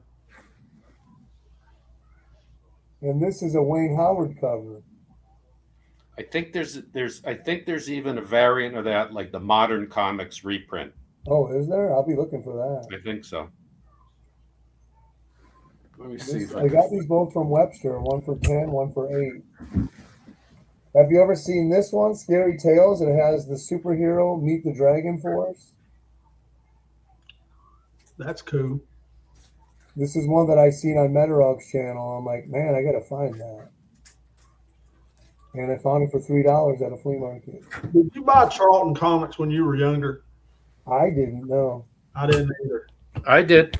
I mean, I bought like Popeye and stuff like that, but I didn't know nothing about the other stuff. Blue I had- Beetle. I had a few Phantoms I bought at Super D in those 3-packs. I remember buying, Yeah, but that's the only Charlton I ever remember buying. but I've been watching Metarog and Charlton 66, and they got me. So talking of modern comics, we got the Sanho Kim. No, I said Pat Boyer, I've got that book. but I have this one too. I think I got it off Whatnot. Great cover. I have to stay off Whatnot. I'm not, I haven't gone on there. I'm like, because I'm afraid to. Yeah, I've recently discovered it and I found a lot of Dick Tracy on there. Too much impulse buying. Yeah. What about this one? Oh, I love that. Maurice Whitman? Isn't there like a Australian version of that too? I think there's a later version in the run where they reprint the cover. I think I have. Yeah, I think you have. Don't you have both? One of us has both. It's either you or me. I don't know. I think I have the other version. And then we got the one shot. Oh, I got that right up there on my wall. That's a great one. No, I took it. This is it. I cracked it open. That's before DC bought all the Charlton characters. Yeah. That's a good one. I like that one. Here's a great cover by Garcia Lopez. Oh, that's a cool cover. Look at the composition with the bike and the water. You know, my brother was telling me he's a great artist, and I know you're a good artist too, Mike. He was telling me how he hates to see how motorcycles are drawn in comics. You don't like how motorcycles are drawn. She's got a cigarette in her hand. He says And people then don't know how to draw motorcycles. talk about modern comics. Haunted Love #1. That's a great cover, Haunted Love. Yeah, that's And then I paid more for this one than I did for the original. wow. And it's funny, in here it says first edition, but it's a reprint.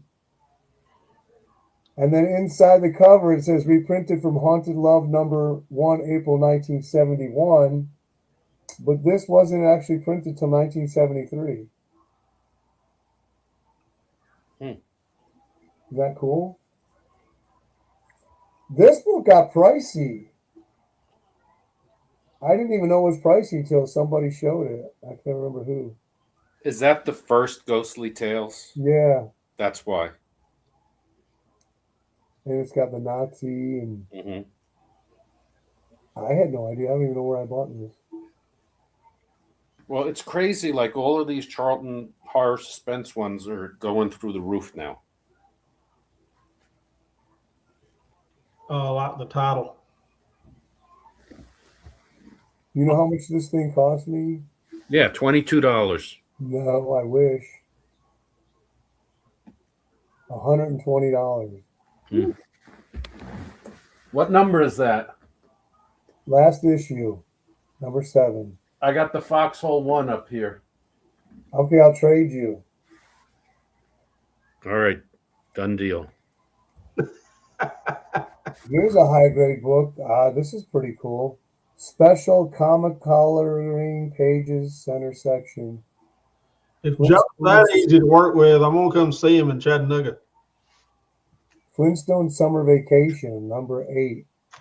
I like the colors on that, Mike. Look at the title. Doesn't it look like Fruity Pebbles? Yes, and the title looks like your Western comic that has all the different colors in it, the letters. And look at his clothes. They're not orange. Yeah, what's up with that? Is that a misprint? No, not that I know That is a cool cover. It's very colorful, and Wilma's pink instead of white. of. I know. I tried to get them to come down off 10, and they wouldn't. I'm like, I got to buy this no matter what. What year is that book, Mike? 71. So it was right after that Marvel bought Hanna-Barbera, did they not? I didn't even know Marvel bought them until someone, cheap, easy comic book collector showed it. He found it in a lot for. Where'd you get that one, Mike? in Ocala at Vintage Toy King. Okay. I got a few more books right here. When you're done, I could show a few more. So here's the 68-page Giants from Charlton Fighting Marines. Yeah, cool. Maurice Whitman cover. Joe, here's the 100-page Fighting Navy. Yes, I think I have a complete run of Fighting Navy, or I need one more. And then here's the 68-page Out of This World. And I had another one, but I gave it to Roger. I forget which one it was. This is just a really cool underwater kissing cover. Career Girl Romances, number 37. Hey, what issue of Fighting Navy was that, Mike? Number 83. Oh, I got this from BWD. That's one of the ones I need. I need 4 issues: 79, 83, 95, and 109. Yeah, the Giants are the hardest ones to find. You see that smile? That means you're not getting that one.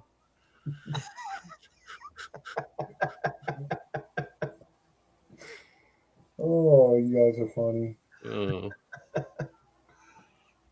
Put it in my box.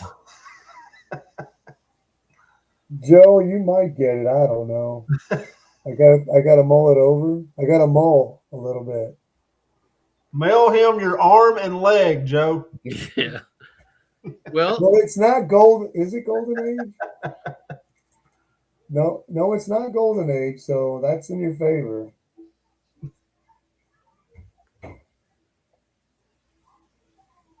I might actually. I have almost a complete run, and I think I may have some duplicate issues, so I could trade you my duplicate issues for that. Okay. I'm mulling. Cynthia Doyle, Nurse in Love. Everybody loves a good Nurse in Love. Okay, here's some Golden Age Charlton, and then I am done. This is the last issue of Crime and Justice. If you have not read this, you see these, they're very violent. Are those stories violent on the inside? Yeah. Here's number 6. Anytime I find them on eBay for like around $20, I buy them. And here's number 21.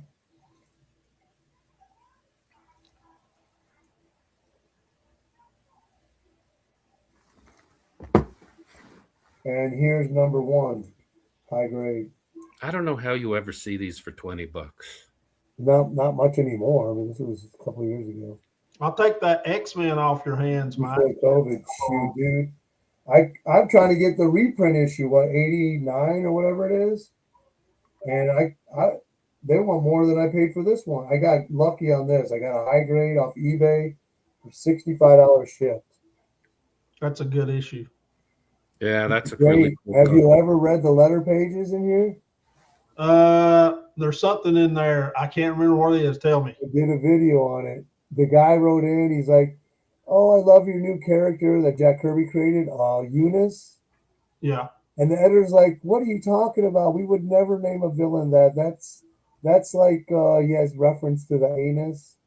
He goes, "What are you talking about? We'd never name a villain like that. You crazy," and all this stuff. And I'm like laughing.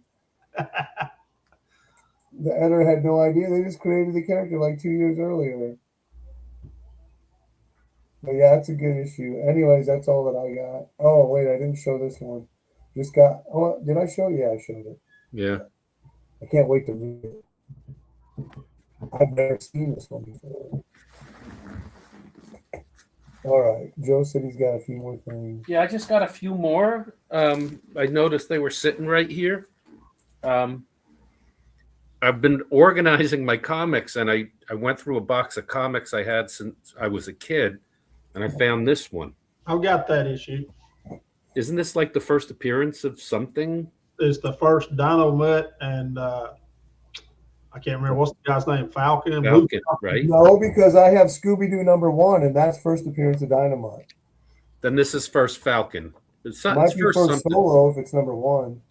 But anyway, I thought that was cool. It is cool. Those are pricey now.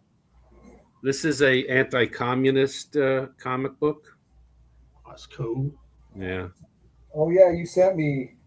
Oh no, you sent me that one. Is this Yeah, tomorrow? treasure chest. And this one I was hunting for years, and it's a really beat up copy, but it's the only one I ever was able to get. It's a complete spine split, and it tells you like what to do in case of a nuclear attack and everything. Picture parade. It's like the kids got on PF flyers too. Yeah. This is a cool Schoenberg cover. It's really hard to. Let me take it out of here. Oh, that's awesome.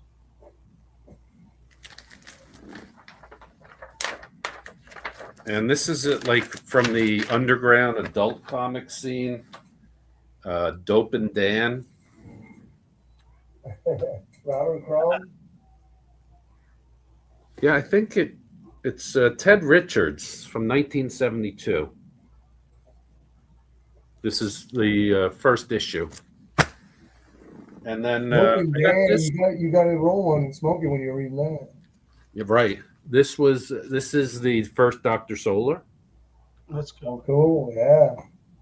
I love those gold keys. Yeah, I got this. Remember when I met you on the highway, Mike? I got this at the same time on that same trip. Right. And apparently now, I guess Robert Kirkman bought the rights to like Magnus and Dr. Solar. And this one is really climbing in demand. You know, I just passed that today, that spot we met. You did what? I just passed that spot today where we met. Oh. Here's Strongman. So let's tell the story to Anthony. He doesn't know the story. I moved here from Hawaii. I flew to California, picked up my car, had to drive it across to Chattanooga. And while I was in California, I went to this comic store in San Diego called Southern California Comic. I sold you a Canadian white of Captain Marvel Jr. holding a train back. Yes. Before all this.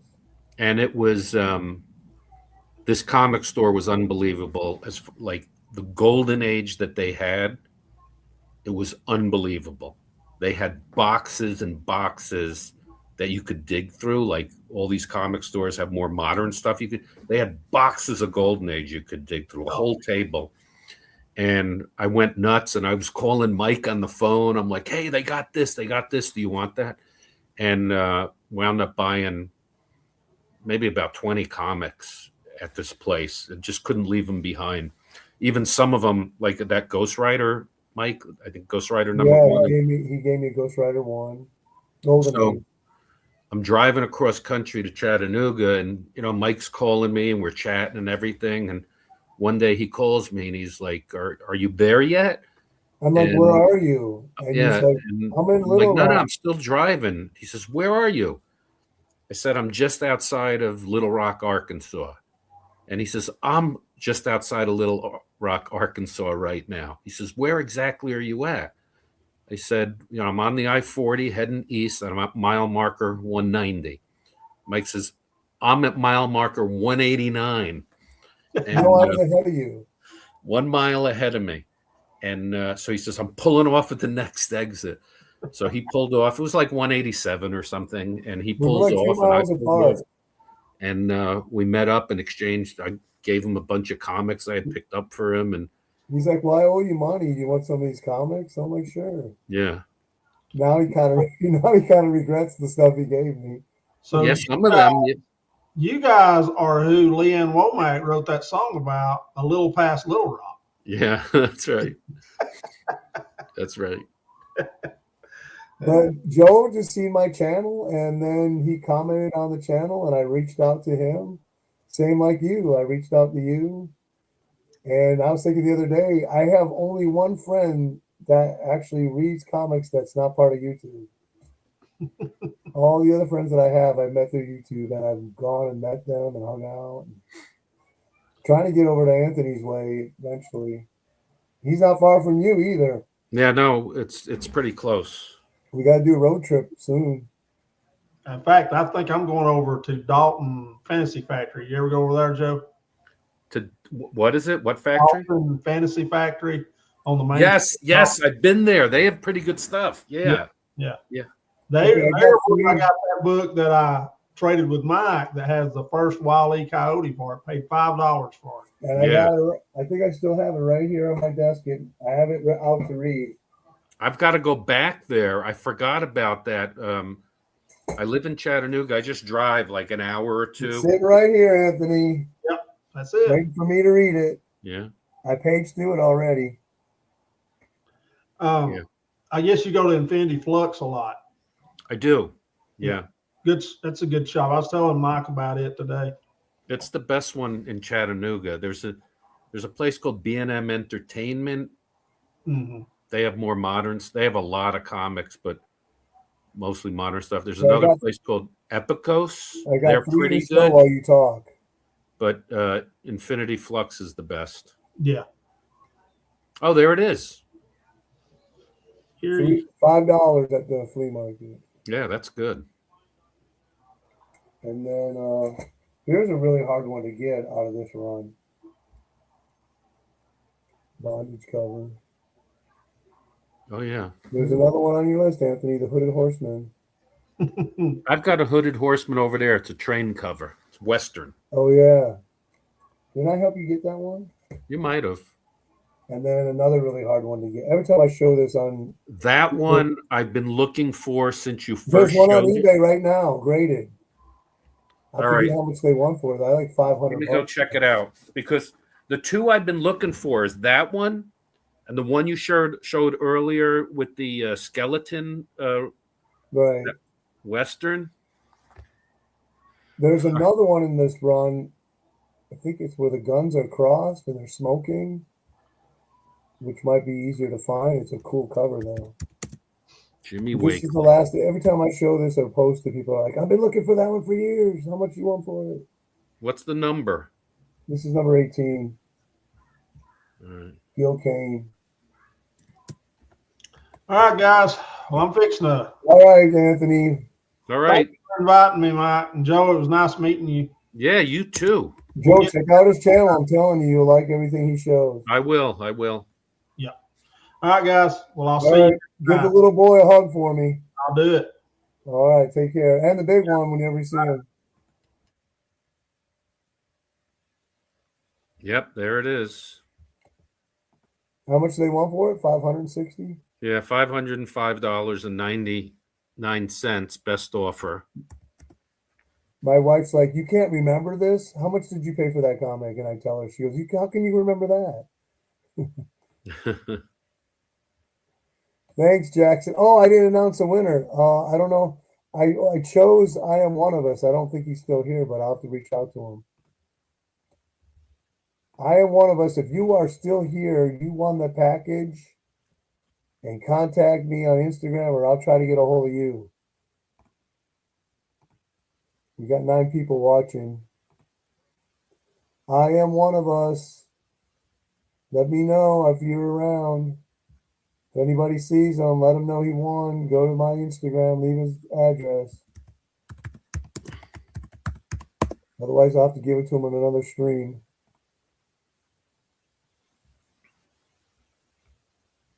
Yeah, that's the only time I've seen that one for sale since I bought this one. Yeah. You really scored on that one. That's the first time I seen it. I'm like, gotta have it. Yep. That's how you. Like what I said. Like you said with my comic shop, check all the I time. think you got it around the time when I was driving across country. Like, do you have the date you got that? 2 years ago, February. 24? Yeah. Yeah, I remember when you showed that. It was like I just started looking for it and never saw it. Put it Yeah, on that's my why I don't want want to list. sell stuff because I'm like, I'll never get it back. That's right. But the Charltons are different. They're not golden age. They're more. They're you can find them eventually. I wasn't kidding though. That is one of the fighting navies I'm missing. Okay, So if you want to do some kind of trade, I could put some stuff I together. do. And I even already read it too, so yeah, we could trade. I could even go through my fighting navies. I know I got some duplicates. Just give me some duplicates of any Charltons. It doesn't even matter what. Okay. Like I said, I don't know what it is, but I have this appetite for Charltons. All right. They're so cool.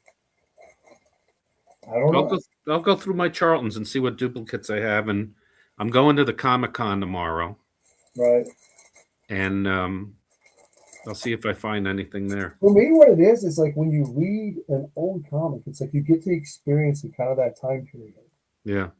It's almost like you have a time machine and you can go back in time. Mm-hmm. And that's how the feeling is I get when I'm reading. And that's why I like reading even romance comics. Modern comics, they don't have any. The modern comics don't really have a history to them, even inside. Yeah. They don't have the text stories. They don't have letter pages any longer. They don't have these quirky newsletters from the editors and stuff like that. They don't have none of that stuff, and that's why it's like they're just a cold experience. When you pick up one of these books, it has all these different things from the time period. Even the language was different, and so it just. I'm reading 3 comics right now, modern ones. Thundar the Barbarian, which is really good. It's up to issue 6. There's a Dick Tracy, a modern Dick Tracy, which is very good. And I just started reading Daredevil because when I was in California, I needed something to read. I finished everything I had. And the first 4 issues of the new Daredevil were out. So I just grabbed those. I like Daredevil. And it's actually pretty good. So we'll see how it goes.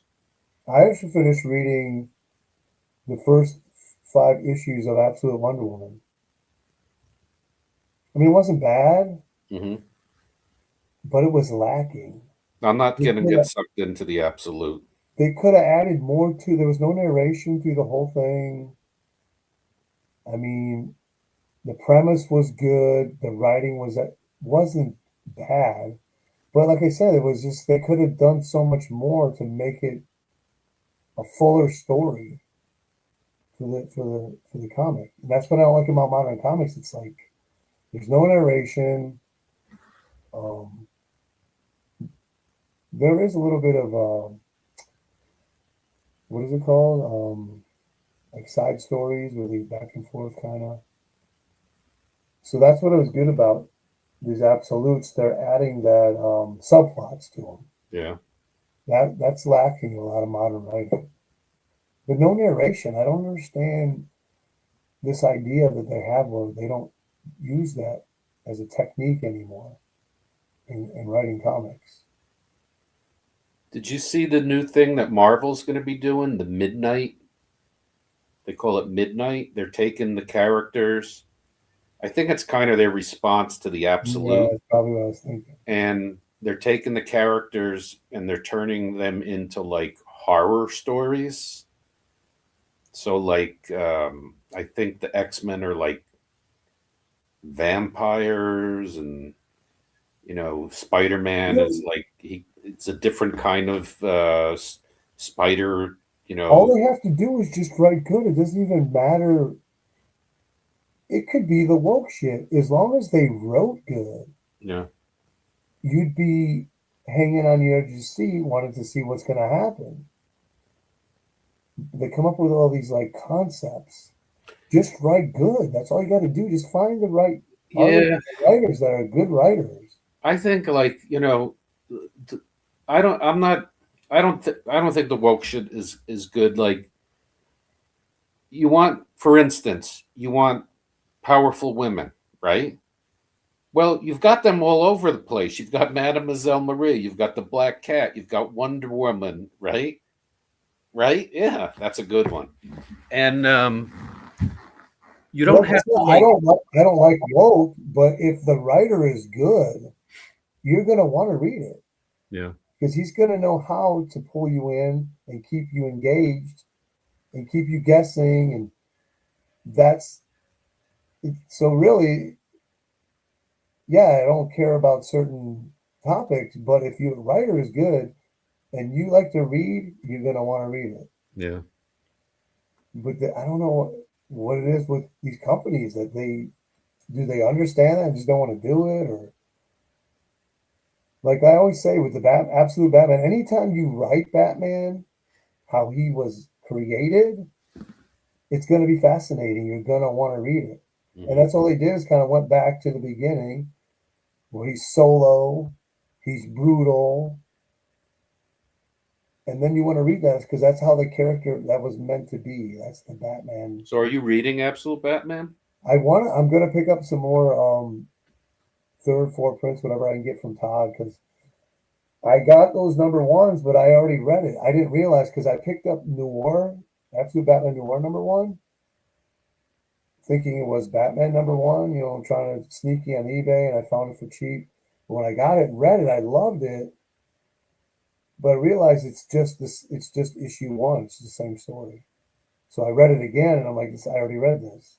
I liked it. I enjoyed it. I like this. Have you read it? Me? No. Yeah. No. I have an extra copy. I'll have to send it to you of the 12th printing.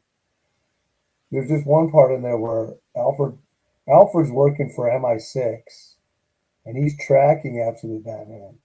You don't know who's directing him. He's told not to engage him at all, just to keep tracking him, keep tallies and reporting back, but not engage. He goes back to he's like CIA. He has these what do they call them? Places that they have in cities where nobody knows about. So he goes to one of his apartments, parks his bike outside, thinking it's secure because no one knows about this safe house that he has. Well, then it ends up coming out later and his bike's gone. To find out later that it was Batman that took it.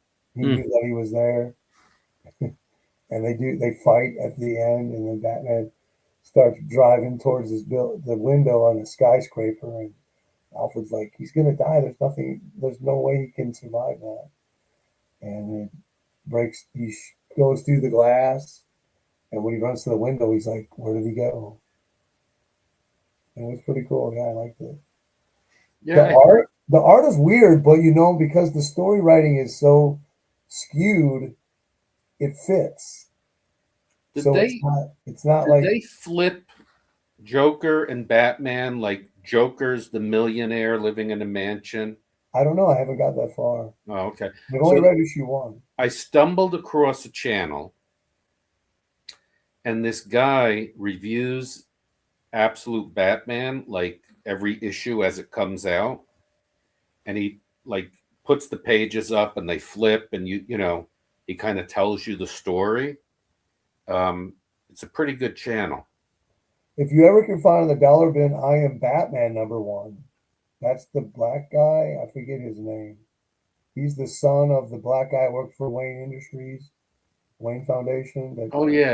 I know who you're talking about. But Batman Lucius Fox. Yeah, his son. It was like that. He was brutal. It was a great issue. I'm like, oh yes, finally something I love about the new Batman title. I think I waited for issue 2, which was not as good as issue 1, but wasn't bad. But by issue 3, it's like the editor said, "Oh no, you can't write this guy like this. You gotta change this." Because after issue 3, it wasn't like that anymore, and I was like, "What the heck? What happened?" Because issue 1, man, was brutal.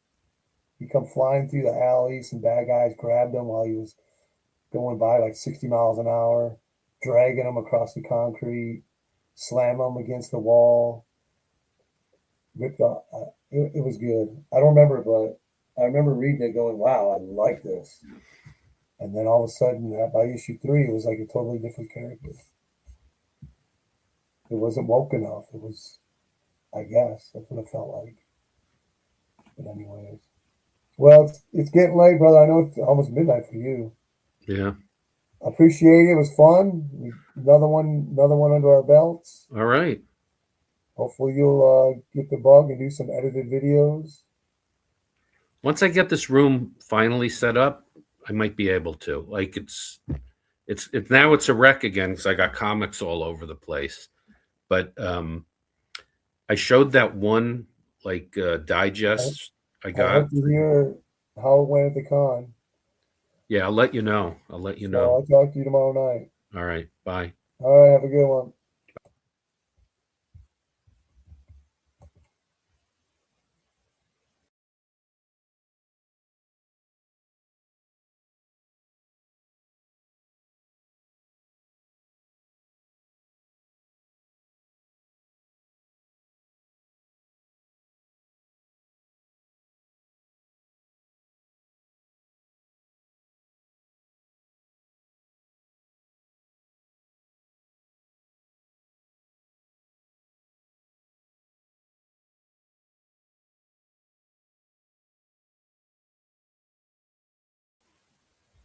I'm back. Sorry, guys. Clicked off too fast. So whoever's here, thank you for joining us tonight. We appreciate all the comments, all the great comments, and all the support from everybody here. And just have a great weekend, and we'll see you again on the next live stream. There's a video coming up tomorrow morning, Saturday morning comic book show. Check it out. And just again, thank all of you for all your support.